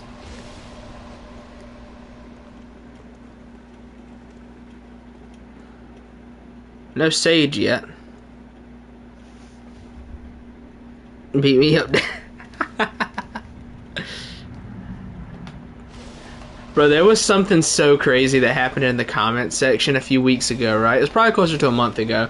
There was someone who was like, saying that my voice was super hot or something like that, and they were waiting for the next daily update. I was like, okay, this is definitely a new one. This is a strange situation. Of course, I did the rational thing and ignored this. But that was definitely interesting. I told Florida Man or Weeb Trash about it.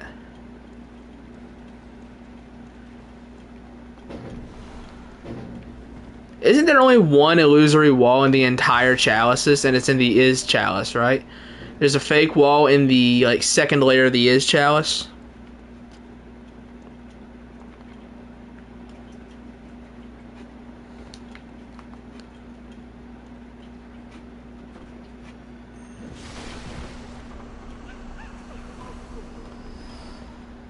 Ten blood vials, what the hell? Thank you, Lorenzo. Based and red-pilled, as the kids say, respectfully.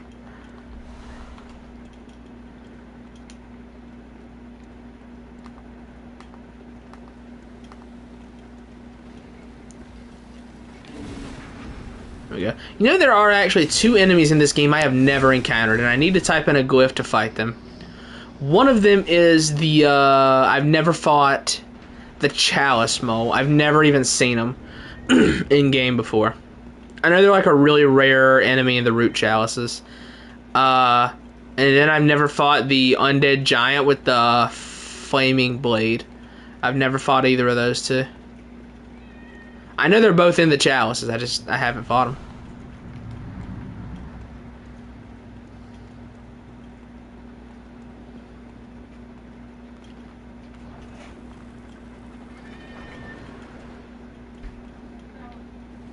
Yeah, I need to type in a glyph or something at some point and just go fight them.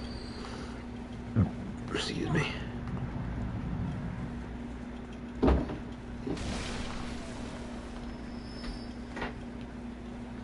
Alright, should be everything here. So the boss at the end of this thing this is Watchdog, right?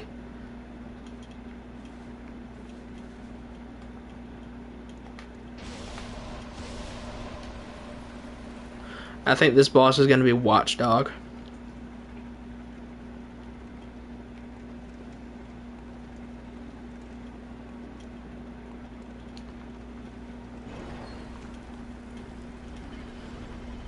Patches can be found in the Chalice. Well, it's not technically patches. It's Nightmare Apostles or whatever they're called. They have the same exact moveset as patches, but it's not technically patches. The big spider is pretty rare, I remember.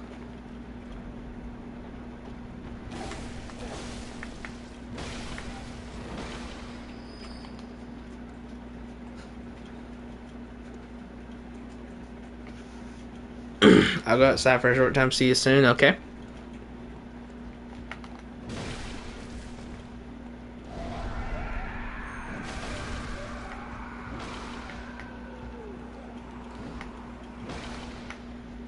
Yeah, it's not technically patches that you see in the chalices. It's a Nightmare Disciple thing that has the same exact moveset as patches.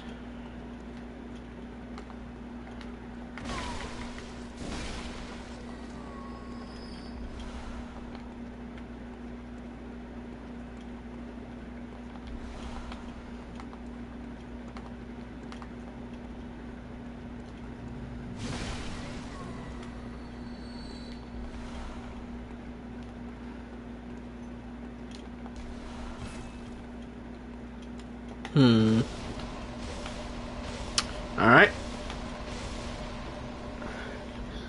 Let's find this treasure chest, and then we'll go finish the first chalice.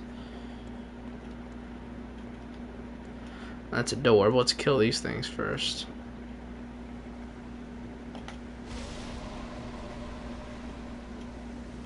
Hey, fellas.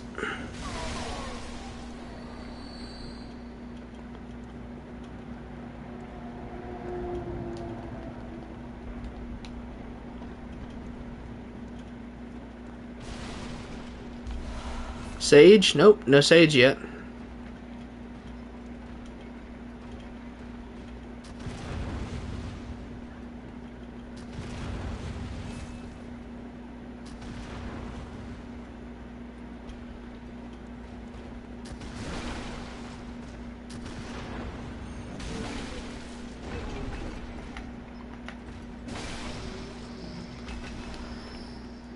Vati said in the video you can find him as merchant. He is very rare. Did he say which chalices? Is it like Thamero root, Tennertomb root, Laran, or is?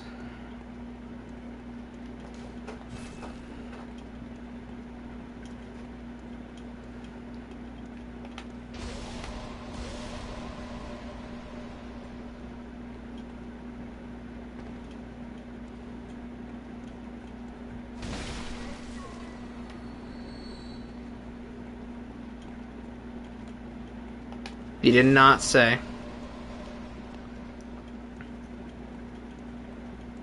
I see that pressure plate.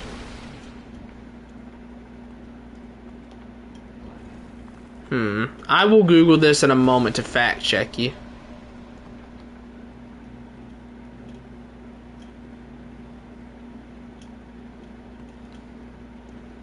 This is what we see.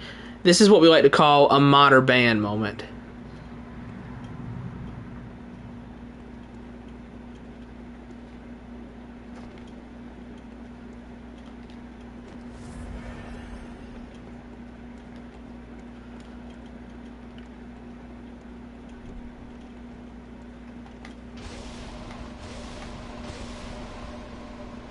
Alright.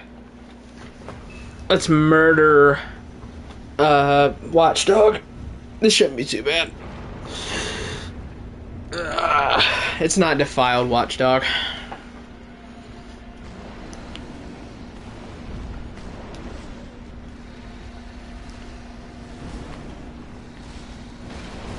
Yeah, okay, that's not bad damage. I think that was on a counter hit too, so yeah, that's definitely decent damage.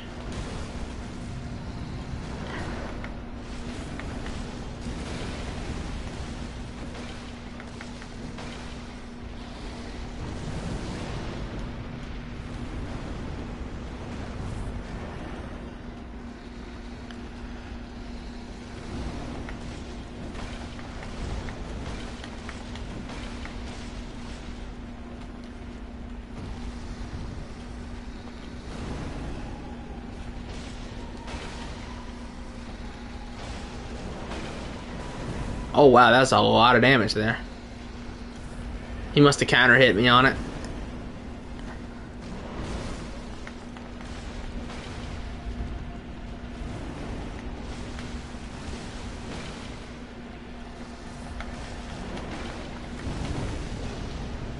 Oh yeah, I'm just face taking like I'm just face tanking everything. Dodging is for the weak.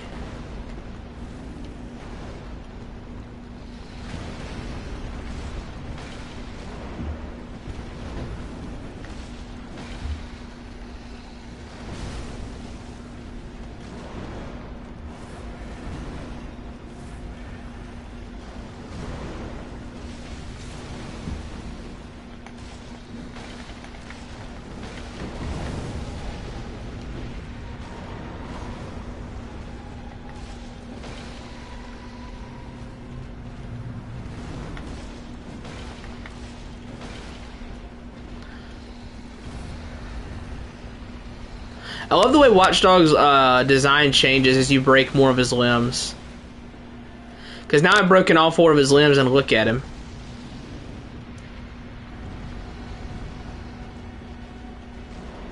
That is so cool looking.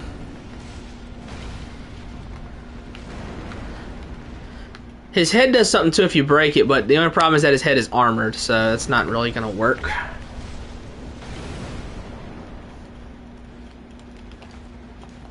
Use Yosefka's blood vial, why not?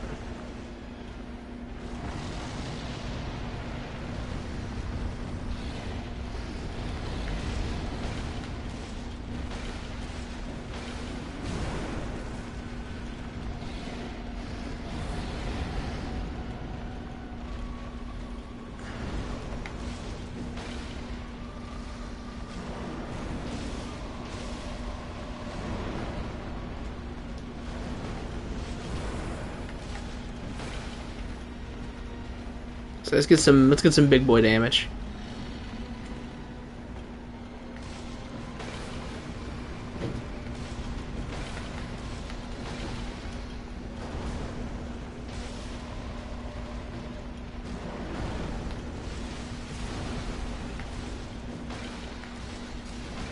Nice. Well, that was easy.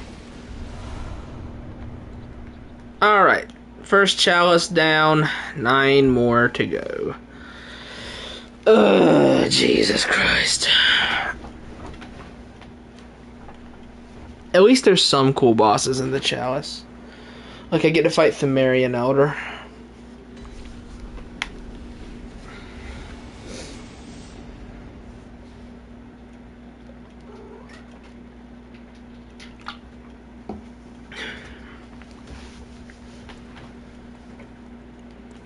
Welcome. Very well.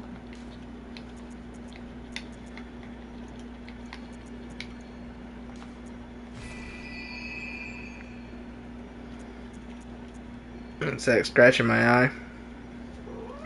Hello, Axel.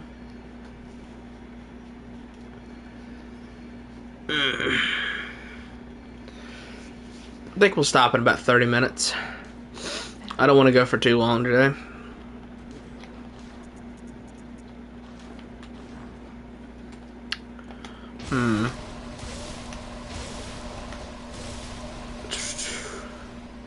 Yep, Axel is here. He is indeed. He is awake.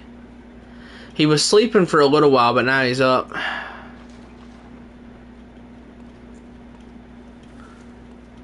So we'll go for a little bit longer.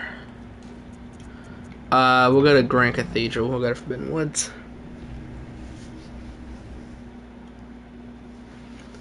Squish him. He is all the way across the room.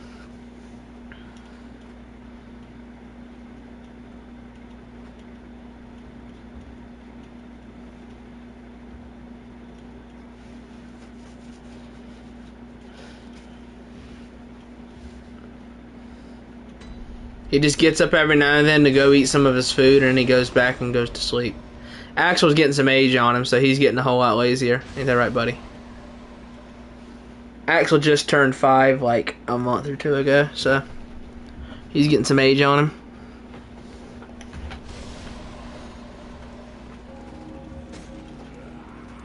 Not as active as he once was. Now that's Virgil's job.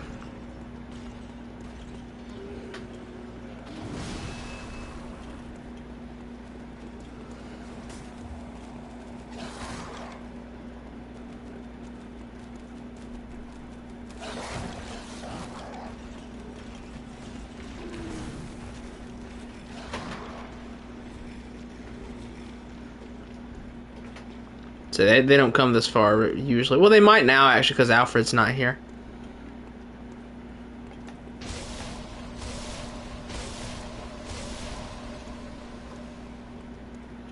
Alright. The password.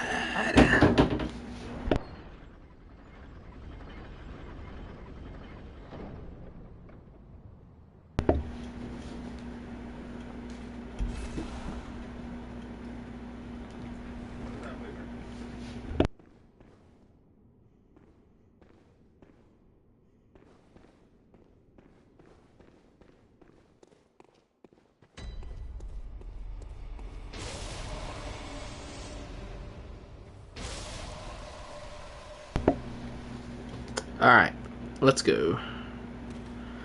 How far do I want to go?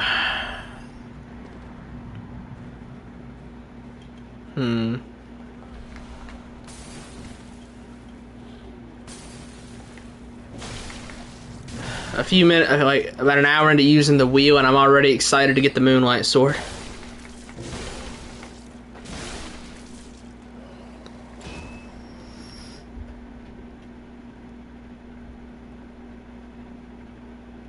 Well, the story is don't feed your cat poison. I'm inclined to agree. I'm careful about what I give Axel and Virgil.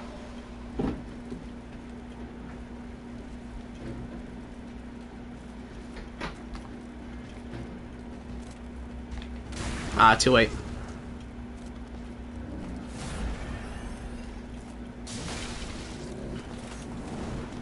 This is gonna hurt.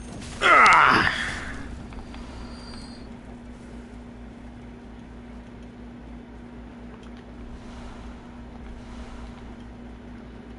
There we go. Yeah, I'm gonna have some high arcane for this run, so I think we will do some Hunter Tool fun.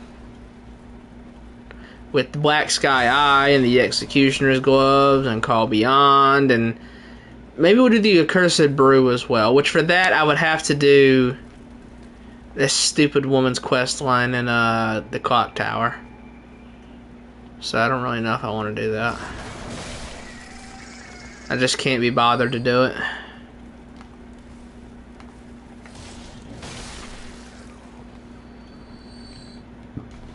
It's like the easiest quest in the game. It's just so time consuming.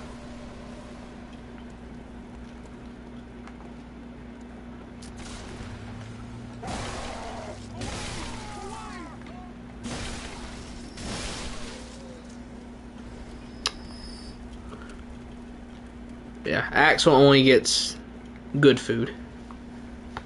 He gets the expensive stuff like Iams. Mostly because he'll turn his nose up at anything else.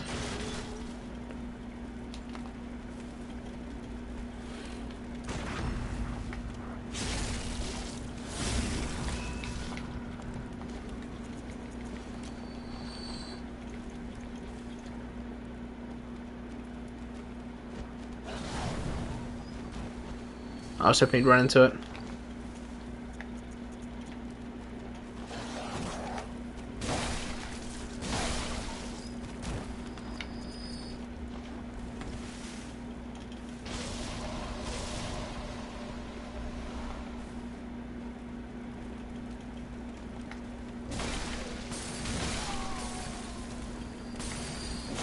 He's throwing oil at me.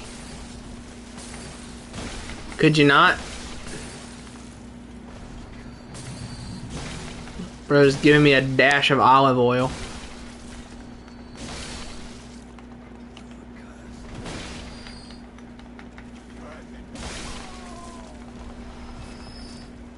Man, I really don't know what to talk about when I'm playing a game that I'm extremely familiar with. Like with Elden Ring, I never really had the issue of being like super duper quiet because like I never played the game before. I was experiencing it all for the first time, but like this is my 30th playthrough of Bloodborne, so like I struggle with having things to talk about.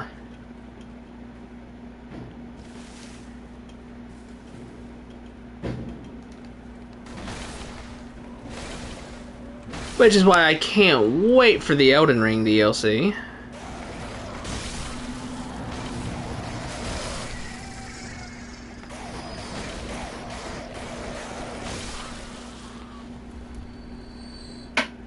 I have not heard of that, nah. That's a first. I can skip the entire Forbidden Woods right here. If I can get the position right. Come on now.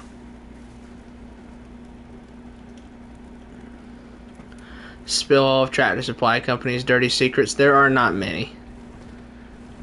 There we go. Ta-da! Look at that. I can skip all the way to where the cannon is.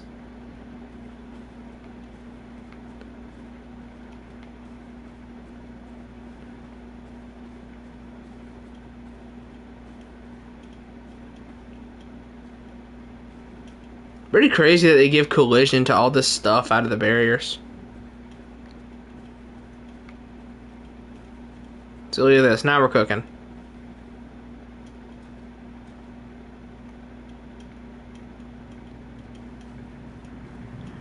Anyway, it's really interesting to see how they render the levels. When you glitch out of barriers like this and you can see how it's all rendered, it's pretty interesting. Anyways, back down here. Yes, that's not a bug, it's a feature.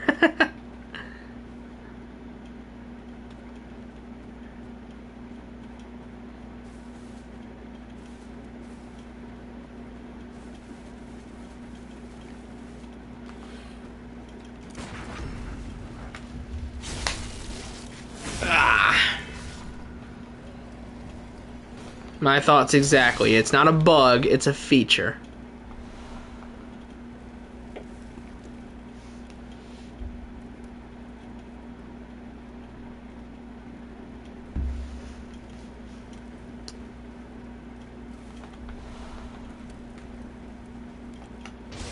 Yeah, it's pretty cool that FromSoft gave those cliffs like all collision.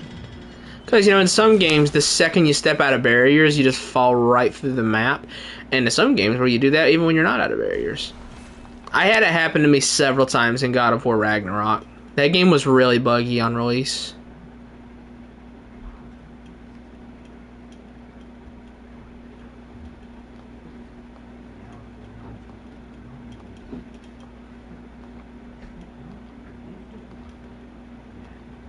I've heard that Spider-Man 2 was pretty buggy too. Do you have any trouble with Orphan of Cause after 29 playthroughs? Nah. Nah, not really. I have not died to Orphan in a while, I don't think. The only thing that, like, I really still have issues with is, like,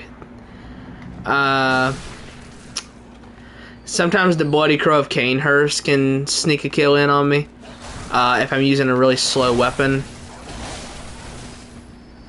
What else?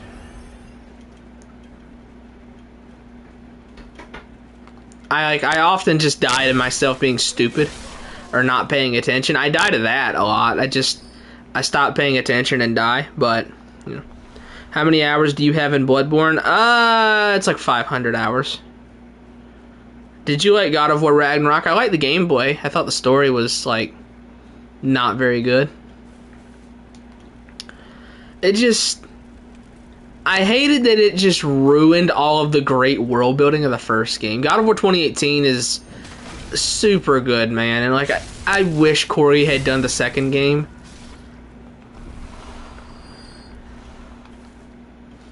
Because he left so much stuff in that first game with the intention of coming back to it in the future games and really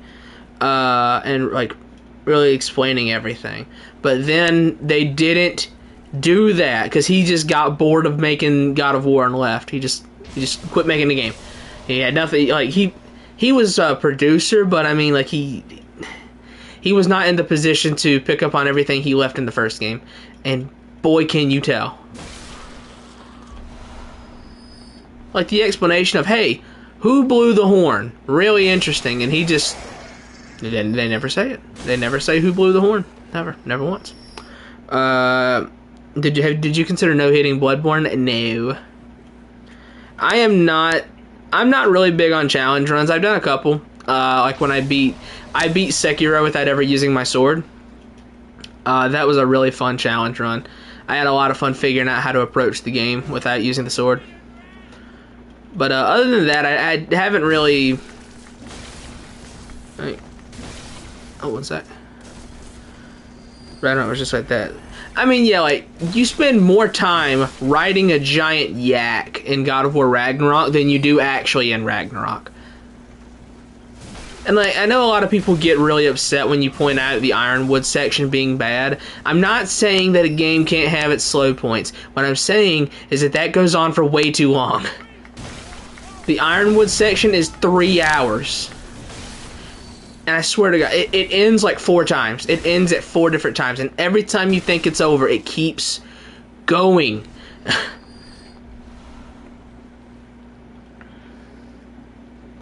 But yeah, like, as for if I consider no-hitting Bloodborne, no, I don't. I've never done a challenge run of Bloodborne. If I ever would consider it, no, I'm not a masochist. Have I done, oh, I guess you didn't ask it, but have I done challenge runs of others? Yes, I did 2 challenges for Sekiro. I did no sword Sekiro, and I did no attack Sekiro, so basically I beat the whole game with only just deflecting.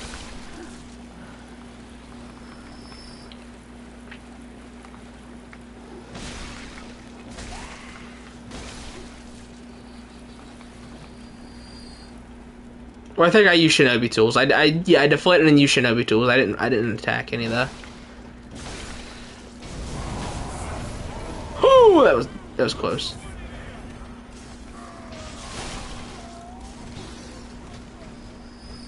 But yeah, God of War Ragnarok, like, from a gameplay perspective, was a lot of fun.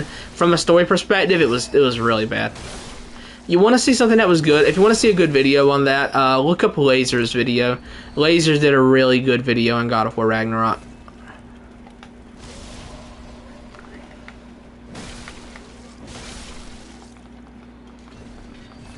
It's called like a... what was it? Like a disaster disguised as a masterpiece or something? I can't think of what he called it, but it was a really good video. And the problem with God of War Ragnarok is, like, they said they could do it in 2 games. They could not. The problem isn't that it's 3 games in 2 games. The problem is that it is 1 game in 1 game, and then 2 games in 1 game. Like, God of War Ragnarok is 2 games crammed into 1, and it does not work. Whereas with God of War 2018, the game is very careful. It takes its time. It's very well paced. everything in that game feels very deliberate, and like it was, like everything in that game goes to the central purpose of the game, which is to get to the top of the highest peak of the realms. You know, then you go to Ragnarok, and it just doesn't. It's just really messy, really bad storytelling, and just retcons so much of the world, the amazing world building God of War 2018 set up. Just shoots it right between the eyes.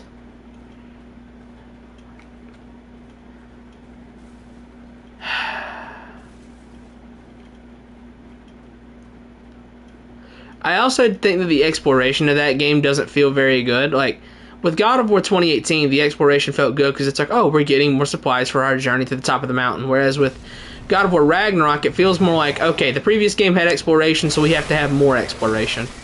That's pretty much the extent of what I got from it.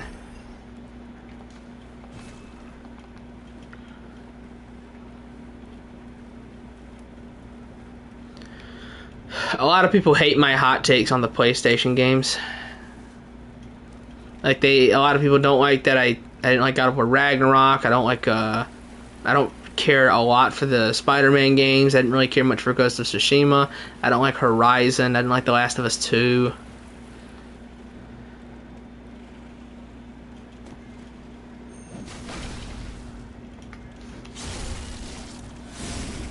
Yeah, that's right. They made PlayStation All-Stars canon. They said like there was a part where Kratos got summoned to another world where he fought like all the most like deadly, like some of the most deadly warriors from all across time, and he was like, yeah, I did, that's true, or something. He didn't say that obviously, but like,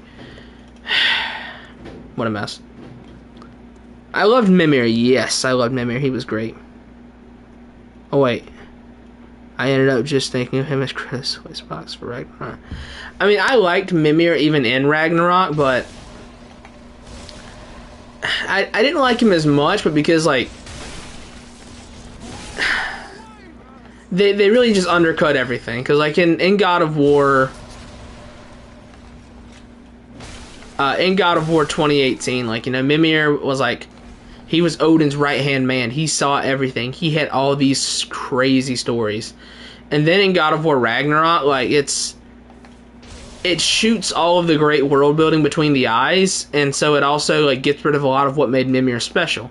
Mimir was the vessel for which all of this world building was told to us, and it was really good, and it made sense. But then in God of War Ragnarok, when they just ruin all of the world building... Those shrines, man. What were they cooking? Whoever was writing a lot of that stuff for Ragnarok, do not let them write the next game. Do not. Keep them far away from it. They tried to do too much. They did. They tried to shove way too much into one game. It should have been 3 games. Make Ragnarok 3 games. Have Corey do it. You know, like, and I get where Corey was coming from and why he left. No one wants to work on a trilogy of games for like 10, 12 years. However, if you know you're not gonna want to do that, then don't commit to doing it. You know what I mean? Like, Corey put so much stuff in that game and left it for himself to do. There we go. And then he just left it.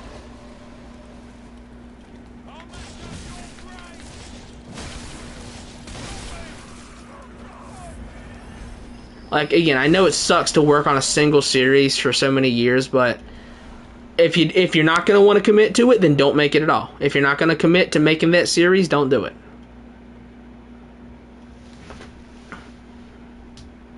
I can't imagine how much I hate God of War if I was Random Warfare. Yeah. Yep.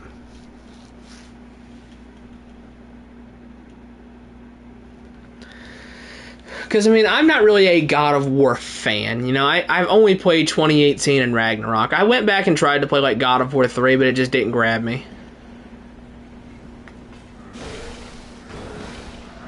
So, yeah.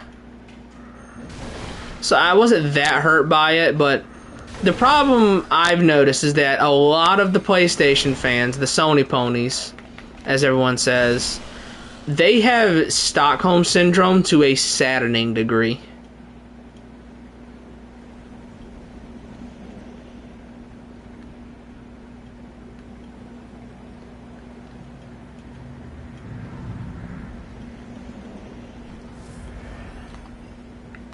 particularly Naughty Dog fans. I don't know how Naughty Dog fans still exist, bro. They don't make games. I wish they would just get out of the I wish they would just get out of the video game industry. Just make movies. It's clearly what they want to do. Just go do that.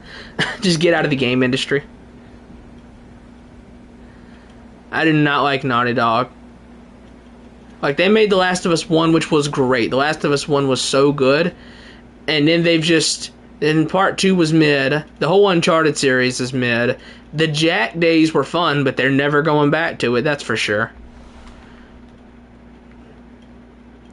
And they just, like... I love that Naughty Dog is so... Like, Yarum, you had said it in the comments once. I love that Naughty Dog is so tapped for ideas that, like... They can't even, like... make infinite sequels of The Last of Us with minimal effort put into each one. Instead, they just re-release the same 2 games over and over again.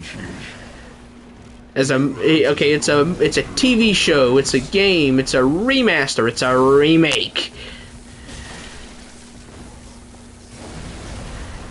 Naughty Dog is so tapped for ideas, they can't even make new games anymore. It's so sad. That's what you get when you let Neil Druckmann take over.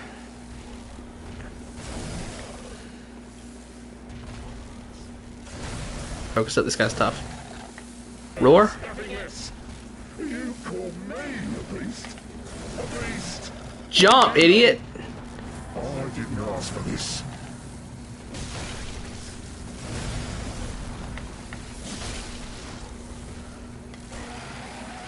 Booyah! He lived? I was just playing. I'm dead. And the shield. We love to see it.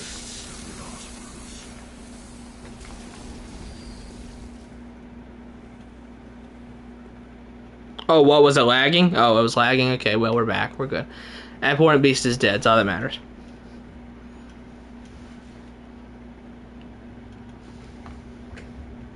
Yeah, Disney is more creative than Naughty Dog. Absolutely. I am the biggest Naughty Dog slanderer on YouTube.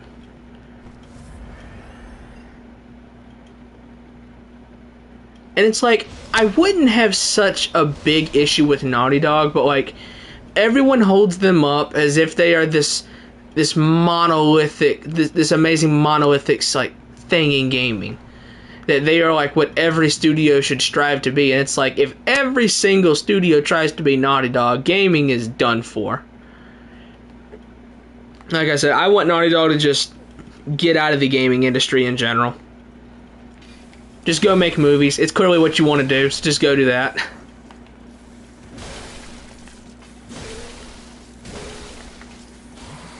When I heard that the Last of Us multiplayer game was in serious trouble being canceled, I was like, God is good. Lord knows he is.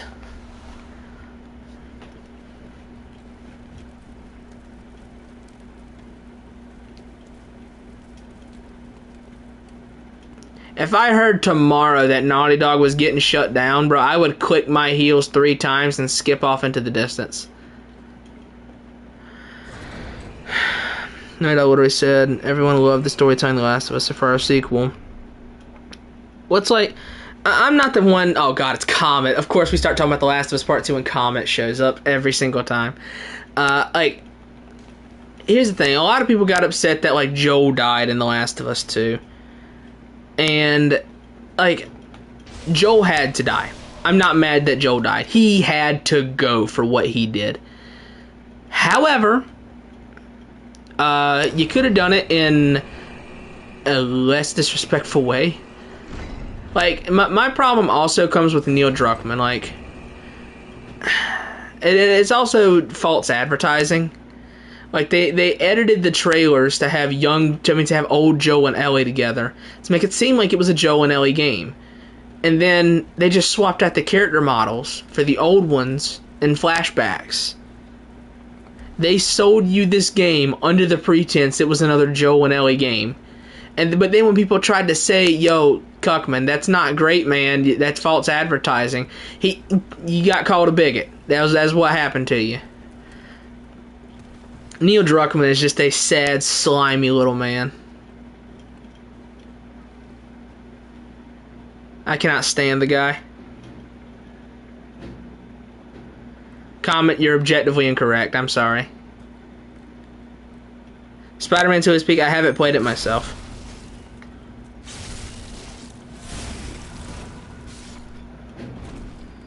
Mine comes down on Monday. But as for The Last of Us 2 doing everything better than 1, I mean, you're just wrong.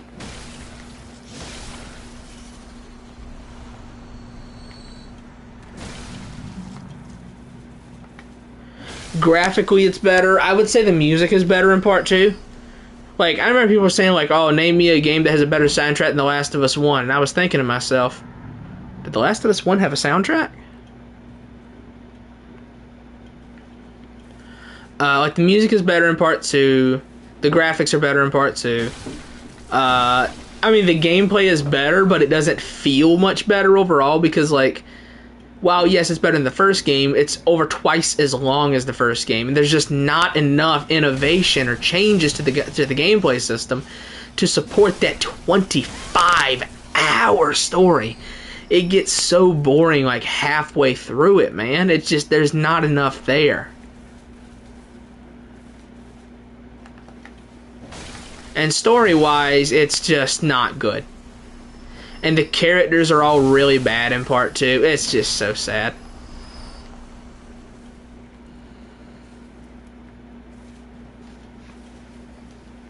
Like, my big 3 disappointments ever are Batman Arkham Knight, Final Fantasy 16, and The Last of Us 2.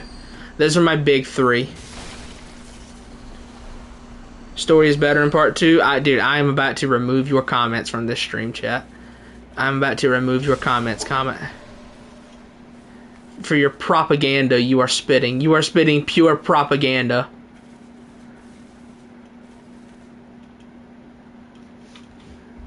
You're just a casual. Your opinion is biased and wrong? No, not really.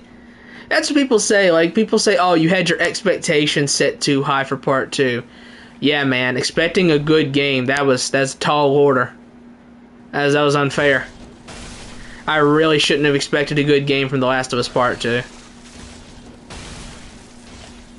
That's the same thing people said when I, like, just straight up said I did not like FF16. What didn't you like about FF16? Where do I start? Where do I start? Actually, tell you what, I have a notepad on my phone specifically dedicated to everything I hated about FF16. Give me a second and I'll pull it up for you. In case you don't know, Declan, I am a huge Final Fantasy fan. I played a lot of the games. And I had nothing wrong. I had nothing against the game being action-based, because I love action games, you know? And if they had done more with it, it would have been great. So let me do this for you. Let me pull up my notepad of everything I hated in FF16. Let's search here and just type in Fumble, because it's under that. Fumble Fantasy 16.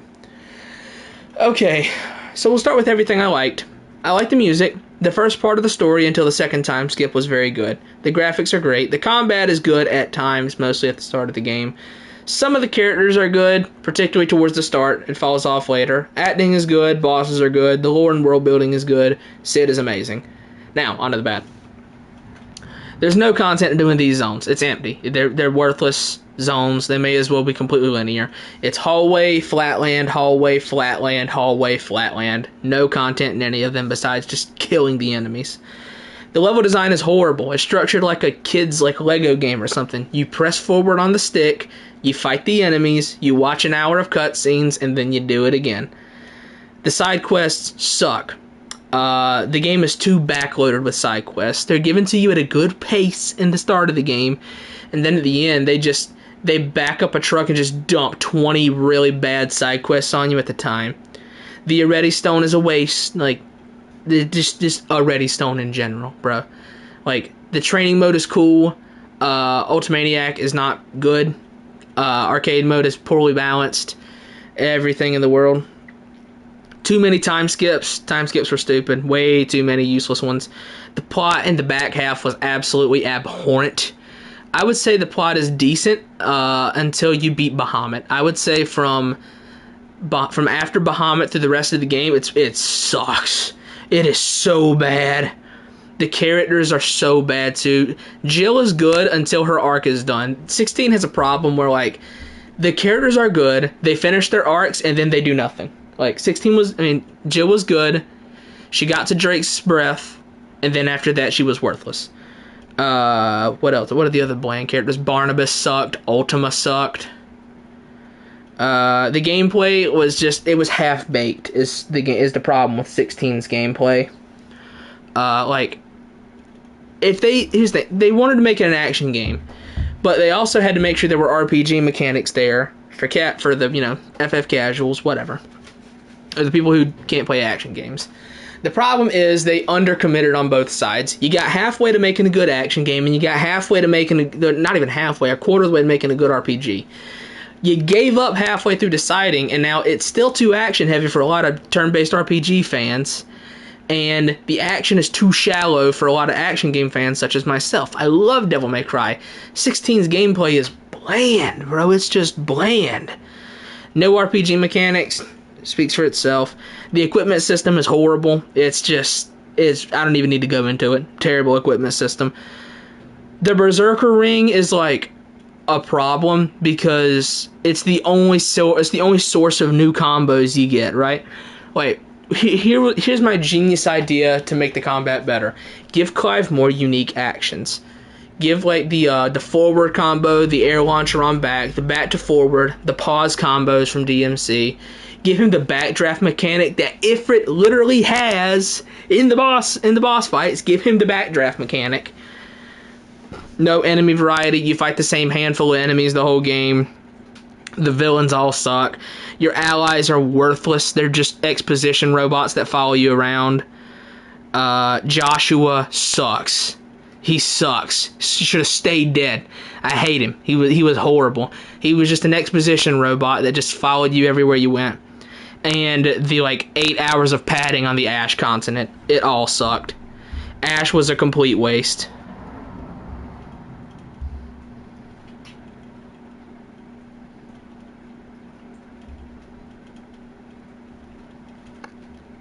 Yeah, Hi-Fi Rush was a banger. FF16 is bad, no doubt about it. 16, I say, despite all my complaints, 16 is not a bad game. It is a mid game. It is like a 6.5, maybe a 7 out of 10. The problem is it's a bad Final Fantasy. That's the problem. It is a decent game and a horrible Final Fantasy.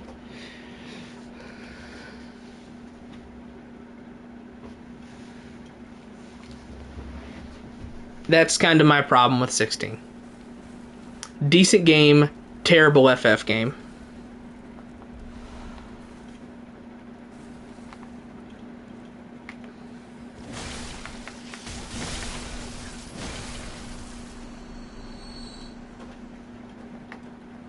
Yeah, you have the same combo, and it's laughable that the DMC5 combat director dared to say that 16 was his masterpiece. But 16's combat is bland.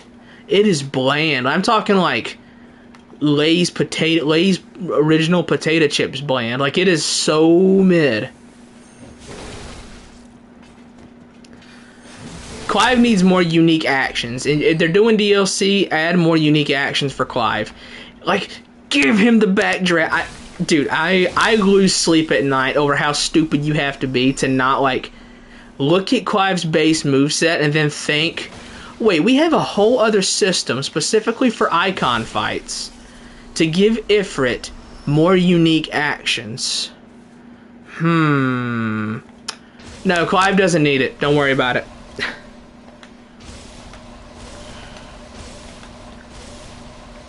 Because backdraft was basically, if you press triangle again after doing magic burst, then you do a unique action on every button. If you do it on the first triangle hit, and on the first hit of the combo, you step back and get some distance from the enemy. You do it in the second, and you just do a short finisher for some damage. You do it on the third, and it's an air launcher. You take to the sky. You do it on the fourth, and you get a hellfire attack. You get a big super move. In the air, I believe it's very similar, and then even down thrust and stuff like that has backdraft attacks. Why did you not give that mechanic to Clive, bruh? And why doesn't he have DMC pause combos?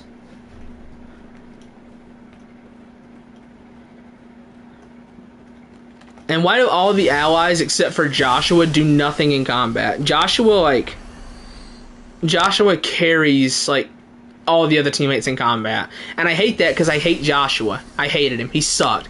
Should have stayed dead.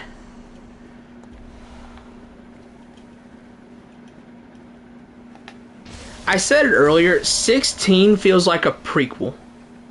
Like, 16 feels like a really bad Crisis Core to a 16-2.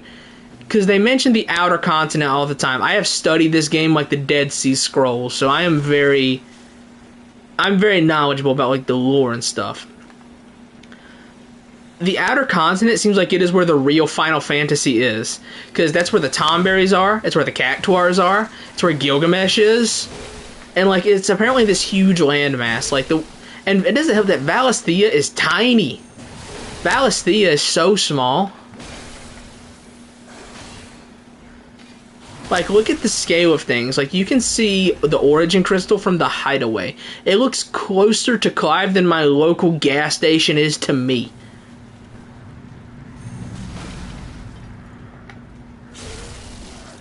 So, yeah, like, it just...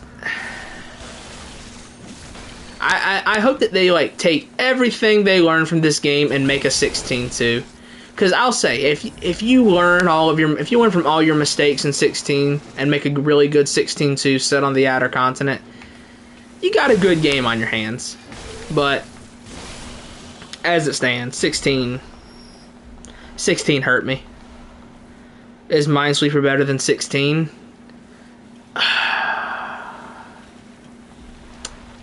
No. Because I say, 16 is a decent game, just a really, really bad Final Fantasy. And when I say a bad Final Fantasy, I mean the worst. It is the worst mainline Final Fantasy.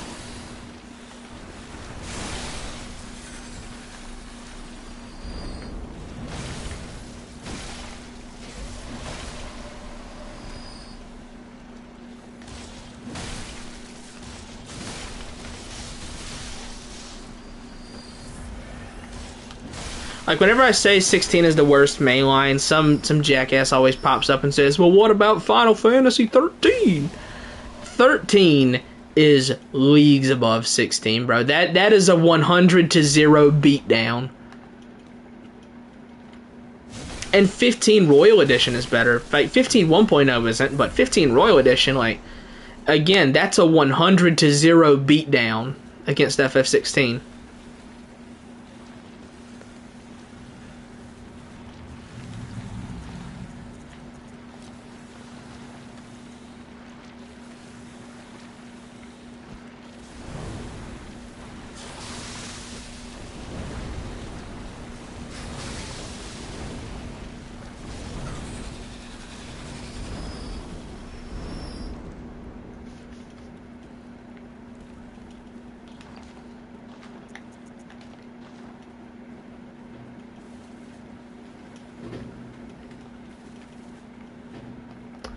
It's always best to avoid getting me on a rant on FF16 because I can talk for hours.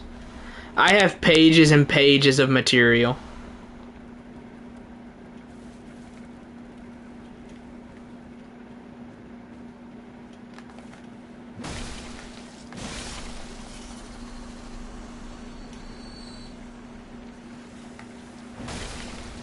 It doesn't help that I'm playing 16 again for a third time, specifically to collect my thoughts on everything I hate about the game, so I can make a video on it.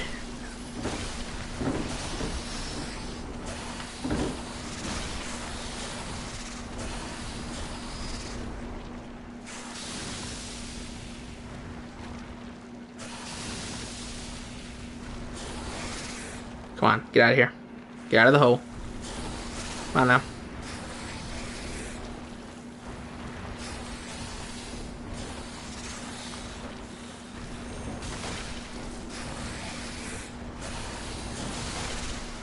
There we go. But yes, moral of the story is that 16 is mid. That is all.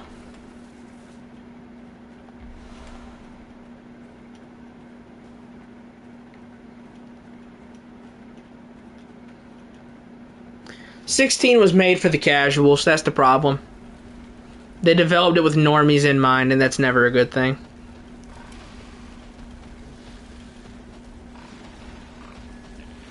I am definitely an elitist when it comes to games these days. I can't help it. I'm too much of an elitist.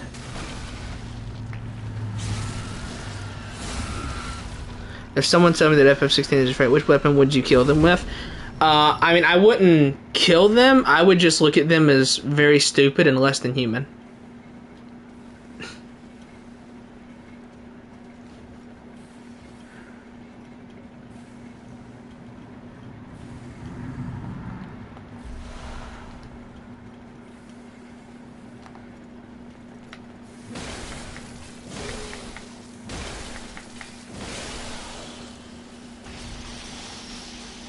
Elden Ring is designed... Nah, Elden Ring didn't compromise the Souls game stuff. Well, it didn't compromise the core values of the Souls series, which is always be difficult for normies. One sec, I gotta take a call.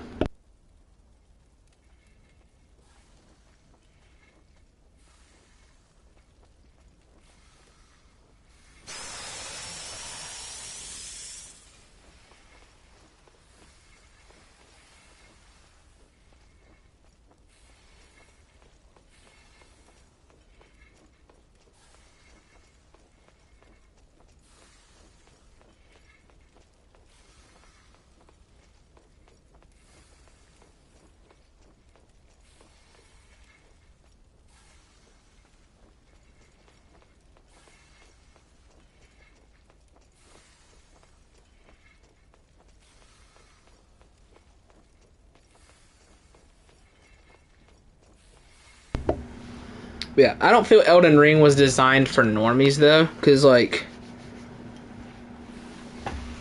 it didn't compromise what it's always been specifically for the normies.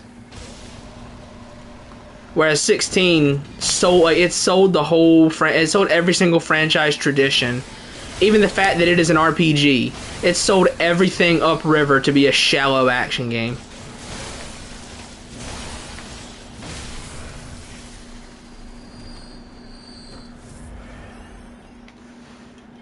In your opinion, what's the best order to fight Hemwick, Shadows, Parl? Hemwick, Parl, Shadows. That's the order I usually fight them in. I did it in a different order on this stream, but... I usually go Hemwick, then Parl, then Shadows.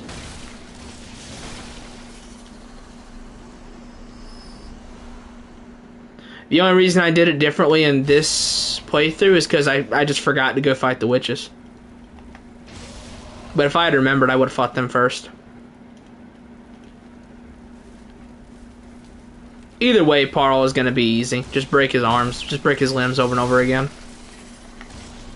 No matter how you slice it, Parl's not going to be a particularly difficult fight.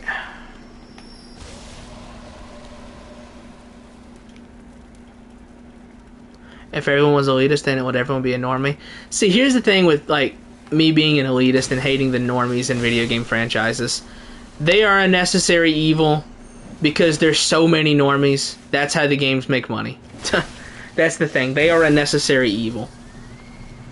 But I do get really upset. Or not upset. Upset's the wrong word. I get very angry when I see someone say like, "Oh man, the new FF7 remake is so much better than the old FF7." Like, dog, it's the same game but not as much story. Like, how can you be that stupid? And there's people that have played OG FF7 that say remake is just better. It's like, I don't know how you can possibly be that stupid. When remake is literally the same game, but it's not the full thing of FF7. Like it's literally not the full game and it's somehow better. No, you're wrong. You're stupid. Don't play video games anymore. For the love of God, don't reproduce. We don't need more people like you. What else do we got here? I think that Elden Ring can be both very hard and very easy. I mean, yeah. Like, Elden Ring can, of course, be very, very easy. Well, even then, it all does... It still, at the end of the day, comes down to the skill of the player. because my buddy Kevin, who I helped beat Radagon Elden Beast, he had the most vile, disgusting, OP thing in the world. He had Rot Breath, he had all this magic, Comet Azure, and everything like that. The Moonlight Sword. This man was rocking all the most OP stuff in the game. He was level 200, fighting Elden Beast, and he couldn't win. He couldn't win. I had to go in there and solo that fight for him with just the Star Scourge Greatswords. Like, no matter what he tried, he couldn't win. So even though you can get stupid OP and be really strong, at the end of the day, I mean, if you're not good enough, you're not good enough. Why do I need help then? I mean, he couldn't win. Like, he had all the most OP stuff in the game and he just couldn't win. He just wasn't good enough to win. Like I said, he was using all the most OP stuff in the game and he couldn't do it.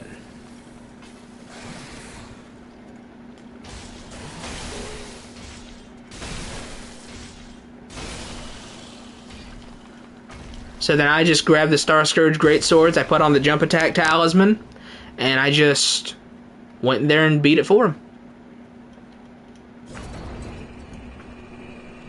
He just stood in the corner and watched for most of it. Every now and then he would throw like the gravity rocks or whatever at him. He would just throw that every now and then, but for the most part, he just sat there.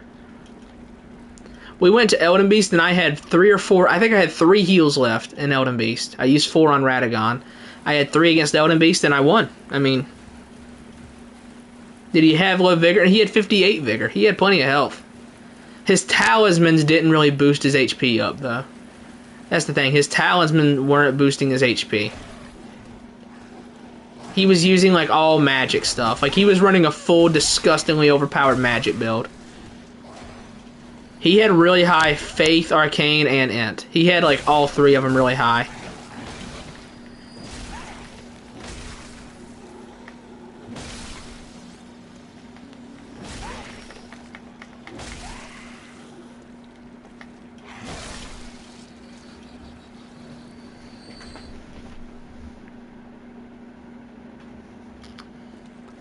Elden Ring has problems. Like, even as much as I liked that game, because I did admittedly love that game a lot when I finally finished it.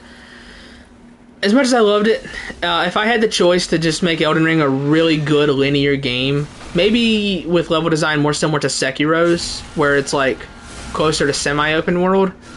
I mean, if I had that choice, I'm taking that over an open world any day of the week. I just don't like open worlds. I think that the open world game genre is just oversaturated at this point. But I still did really like Elden Ring. I enjoyed it a lot. I liked it more than I liked Dark Souls 3. Yeah, my friend Kevin was really bad at Elden Ring.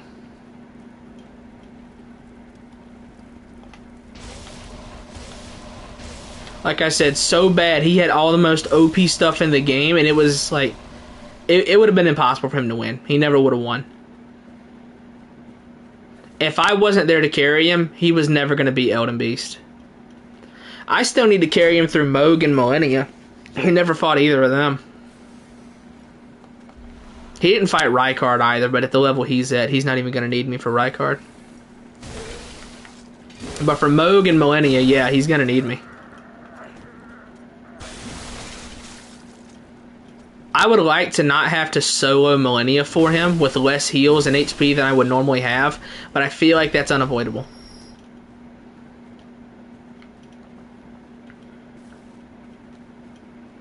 Because the second that he wants to do it, I'm going to have to fight Millennia for him.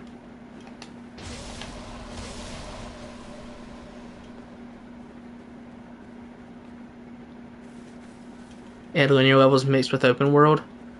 We talking about Sekiro or Elden Ring? Because Elden Ring had some pretty decent linear levels, but...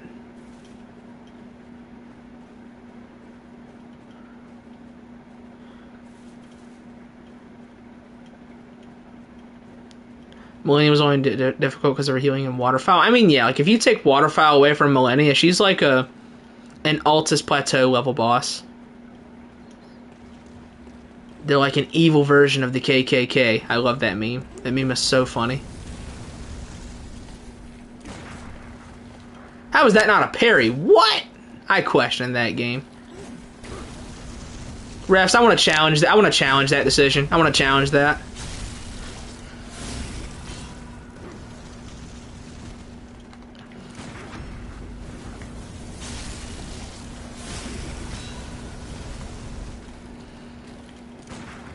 Oh, he slowed around me. Wouldn't have parried him anyway. I misread him.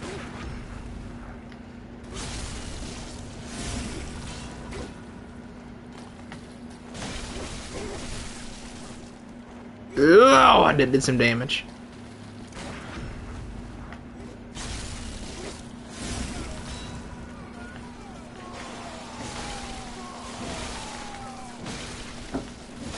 Nice.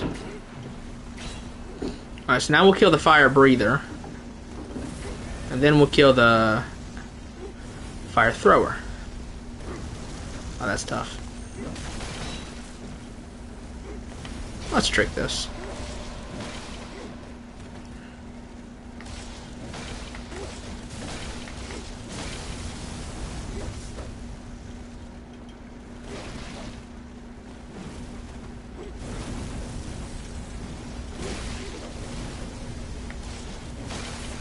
This thing gives no rally.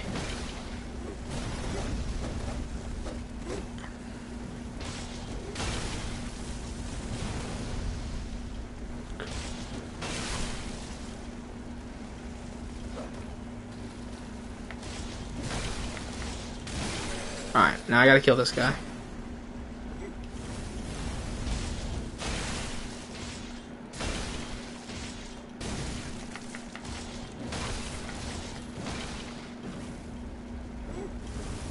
Uh-oh, he turned it. I didn't expect him to do that.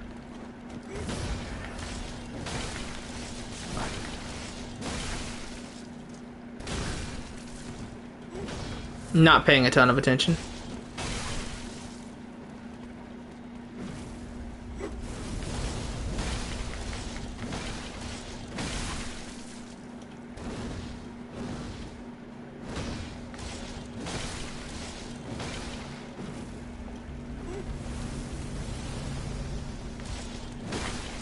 Shadows is a lot more fun with a dex weapon. With a strength weapon, it's kind of boring, but with a dex weapon, it's really sick.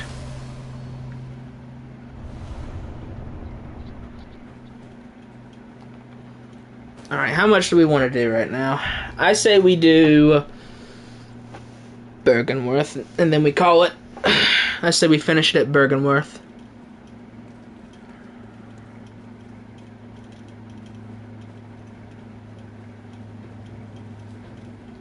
Hello, Baxter Stockman.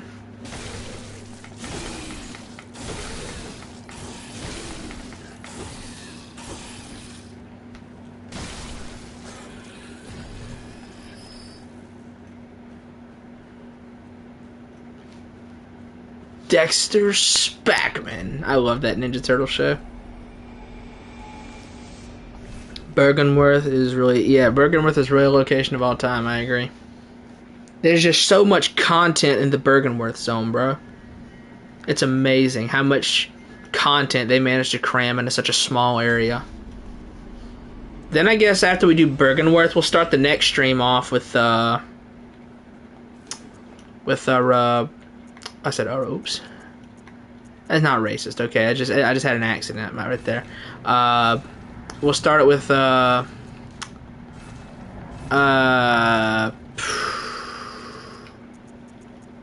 chalices.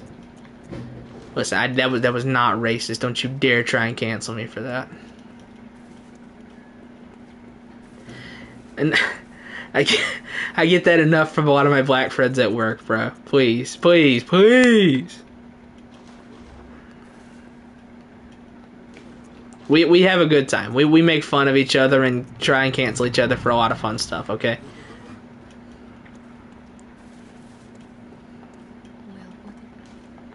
Very well, then.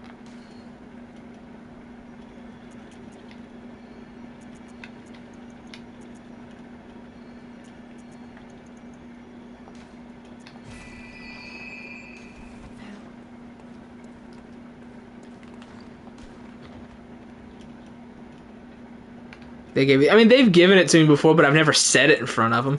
They've told me, they say, "Yeah, man, you can say it. You can say it," and they just. And I'm like, "Nah, dude, I can't. I can't do it." So what's the dude? We don't care. It ain't that big of a deal. I was like, dude, I'm not saying it. I'm not saying it. Next thing you know, that gets recorded and put on the internet, and then it's Jover, bro. I do it because I said it right then, because I said what I said right then, because they do that all the time to me. Like they say stuff like that all the time in front of me to try and get me to say or do something. Like all the time. The guy's name is Milton. All the time he is saying or something like that. Like he does it to get a reaction out of me. He does it to try and make me laugh.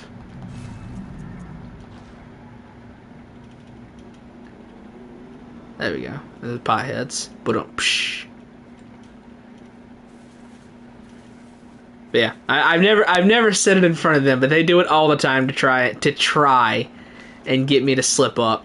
They do stuff all the time. That is one thing I'm gonna miss when I go to my new job. I am gonna miss some of my friends there. Those guys are too funny. Where are we at? Bergenworth.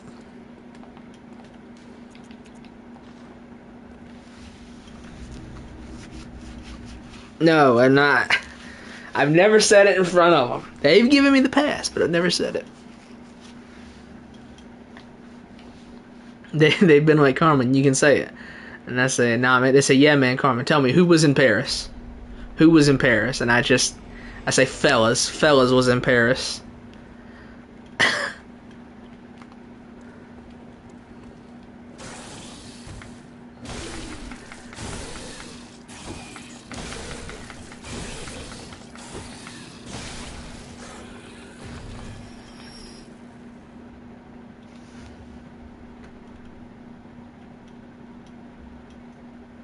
Really? That's crazy.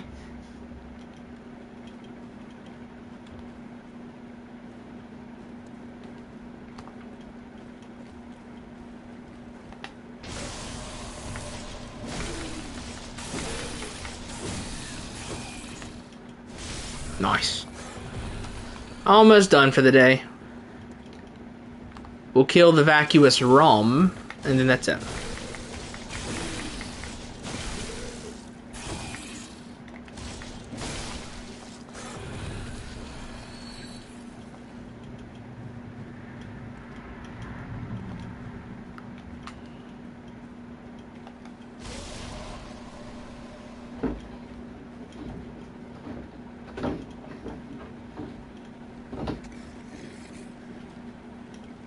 What's the best way to sneak attack this guy? I think he's at an angle where you can't really sneak attack him. Can I? I can. Nice.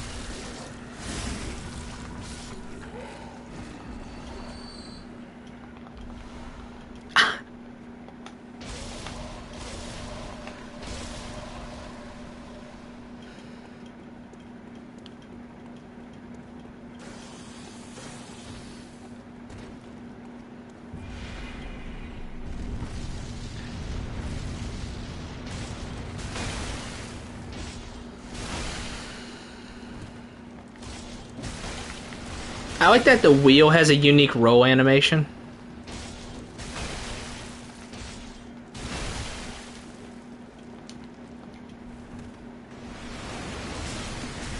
Only a couple things in the game have a unique roll animation. The Cos Parasite with the Milkweed rune does, the Beast Claw with the Beast rune, with the Beast Embrace rune, and the wheel. They all have unique roll animations. I think everything else doesn't though.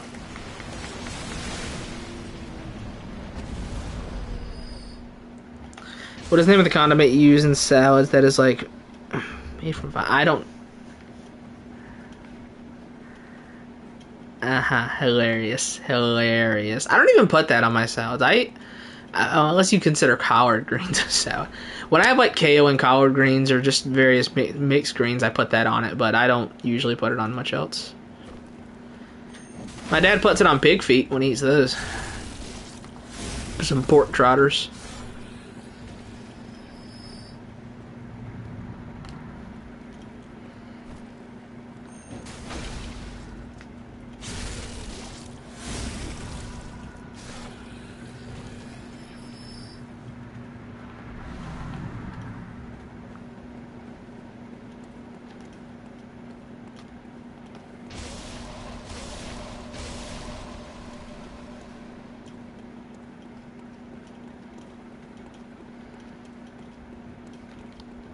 Pigs don't have feet. I know the hooves, but they're called pig feet.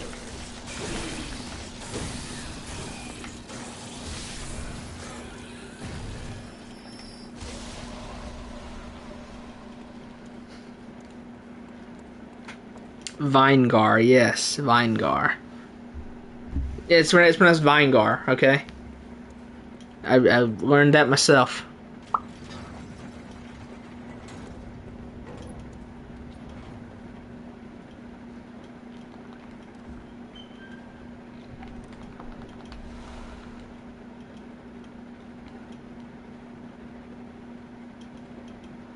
Hello, Yuri.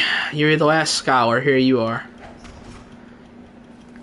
I hate it when NPCs have this weapon. The cane is so bad except for when NPCs are using it.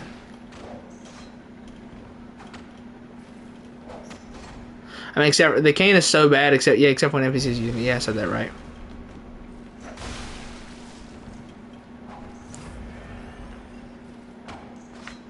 Yuri is the real boss of Bergenworth.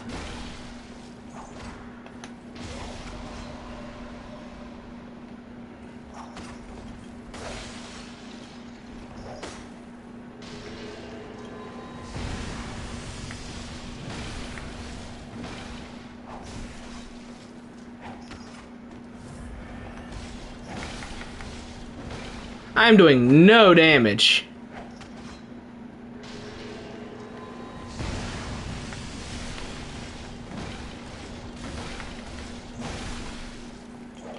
I guess I have to buff this thing to get any good damage on it.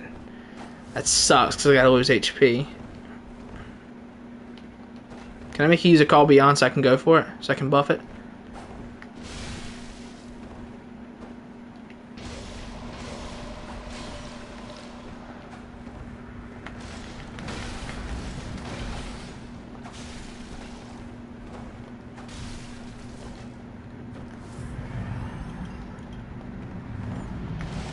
Trying to make her use a call beyond, but she is not going for it. Because I know she's guaranteed to be open after she does it.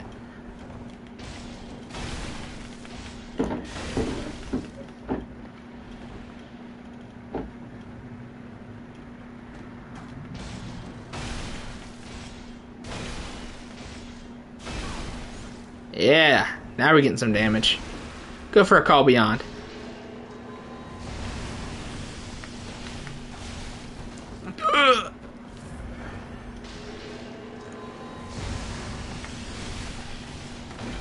Oh, I hit the wall.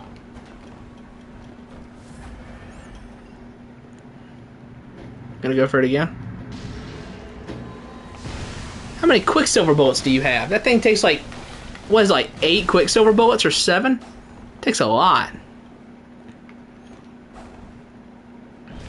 Go for it again. Nope.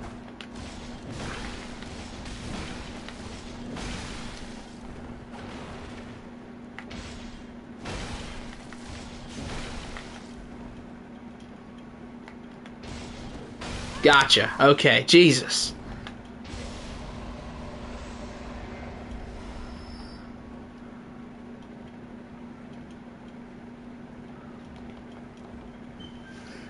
I'm going to go for now. See you tomorrow. See you tomorrow. Yeah, I mean, I'm going to be ending the stream here soon. We're going to kill Rom, and then that's it.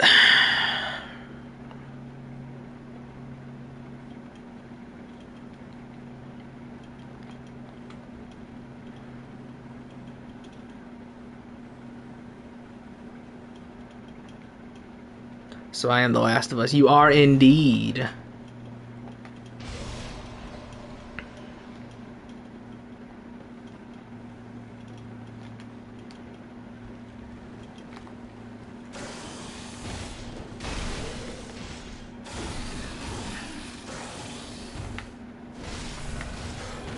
Rom shouldn't take too long. I could die to Rom. I've died to her in the past.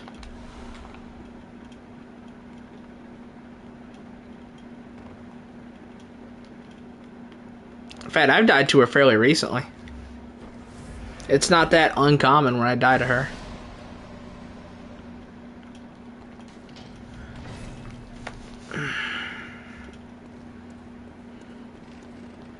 Hello, Master Willem.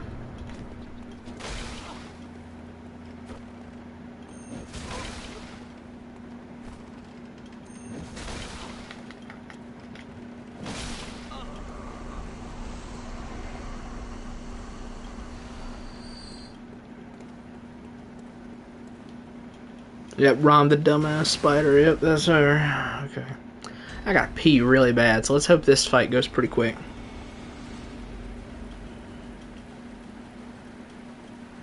Shouldn't be too bad, though. I mean, it is just Rom. I am not doing a lot of damage. Let's do this. These things might be arcane resistant.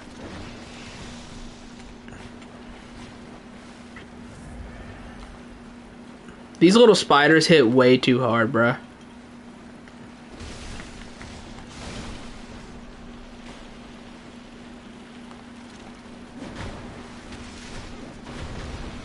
Good God.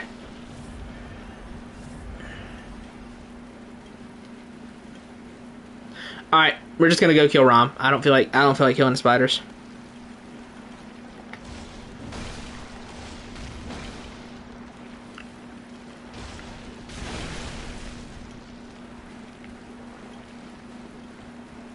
Yeah, she backs up into that horde of spiders.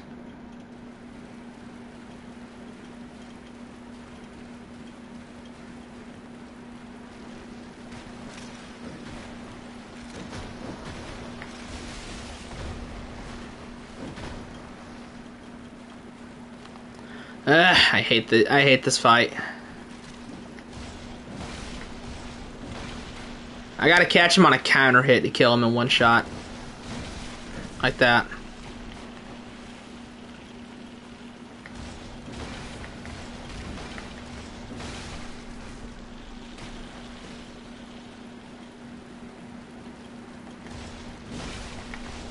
That's gonna hit me.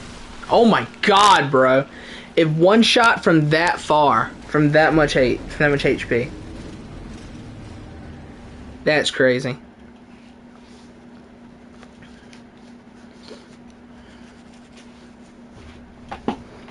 The Rom fight sucks, man. This fight is so bad.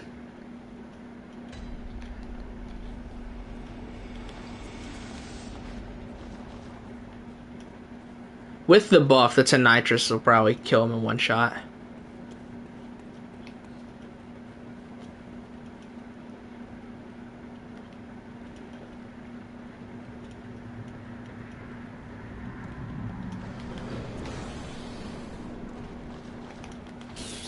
Yeah, 411. This thing will kill him in one hit.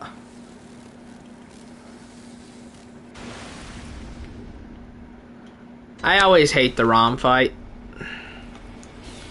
Such a dragged out mess.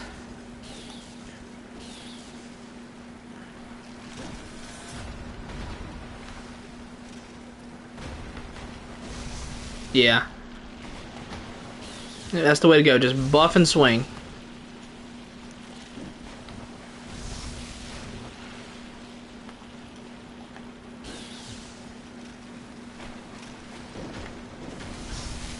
Look at that damage, bro. The little spiders do too much damage.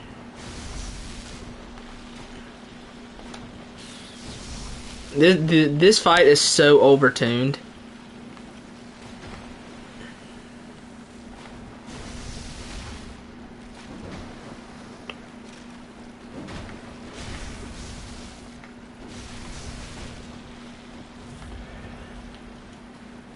The spiders in particular are too overtuned.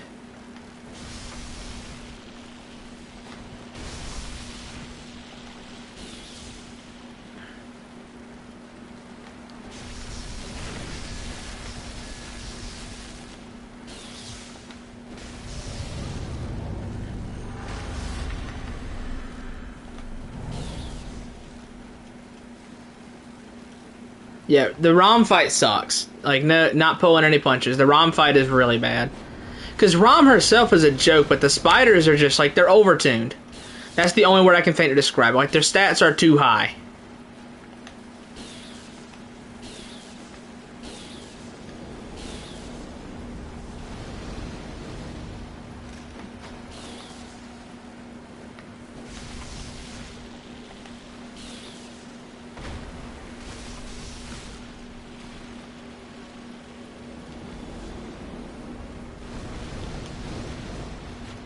Reacted a bit too late to it.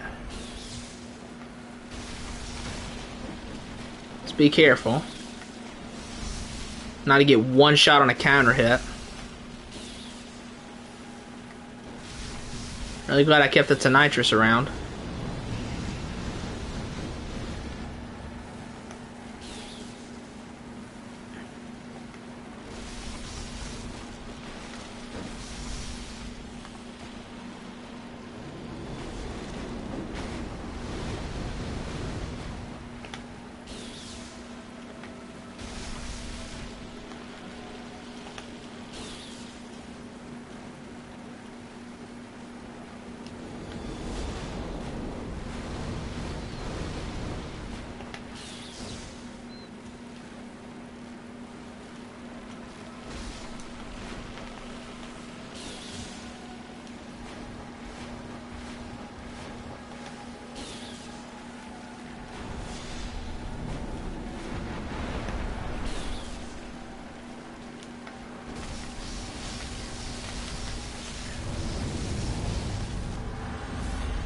Ah, I missed.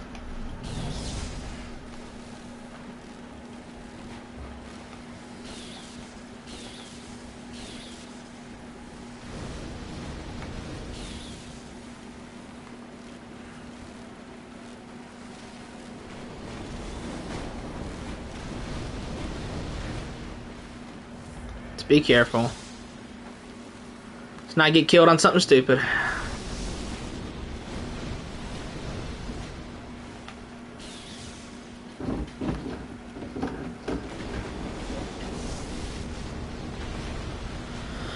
A few more spiders to kill and then we're all done.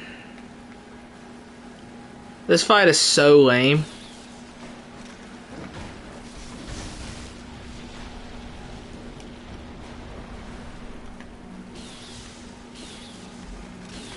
I've really got to pee, so...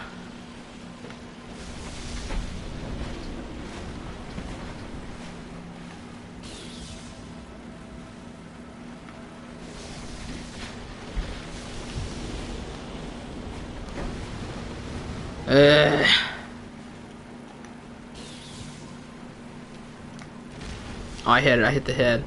I thought I was just barely gonna swing around and hit the body. Like that. That. Alright, one more. Kill this spider. Almost done. Just kill this one and then we're done. Alright. And now to kill Rom.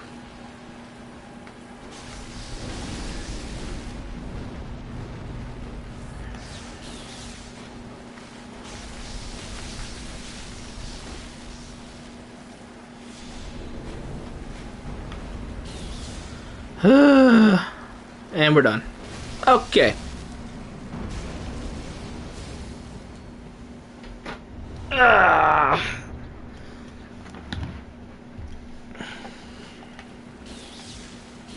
I have ended the fight with Rom before, right exactly where the Thumerian Queen spawns. So like the second I ended the fight, I got the cutscene. I should have let the cutscene play. Whatever.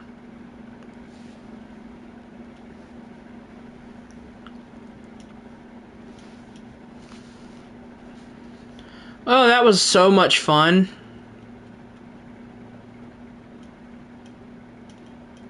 Alright, we're into the stream there. I've really got to go to the bathroom. It's been a fun 3 hours, I guess. Oh, thank you. Really glad I held on to the Tonitrus now. Yeah. I am done. That's enough Bloodborne. Thank you, Jackov9000, for being here. Lorenzo, who isn't here anymore. Weeb Trash, who I don't think is here anymore. Yarum, who I don't think is here anymore. Yeah. Anyways, I'm going to get out of here. Thanks, everybody, for coming by the stream. I'm done for the day. Yeah, y'all take it easy. Yakov. Ah, gotcha. See, I was saying Jackov.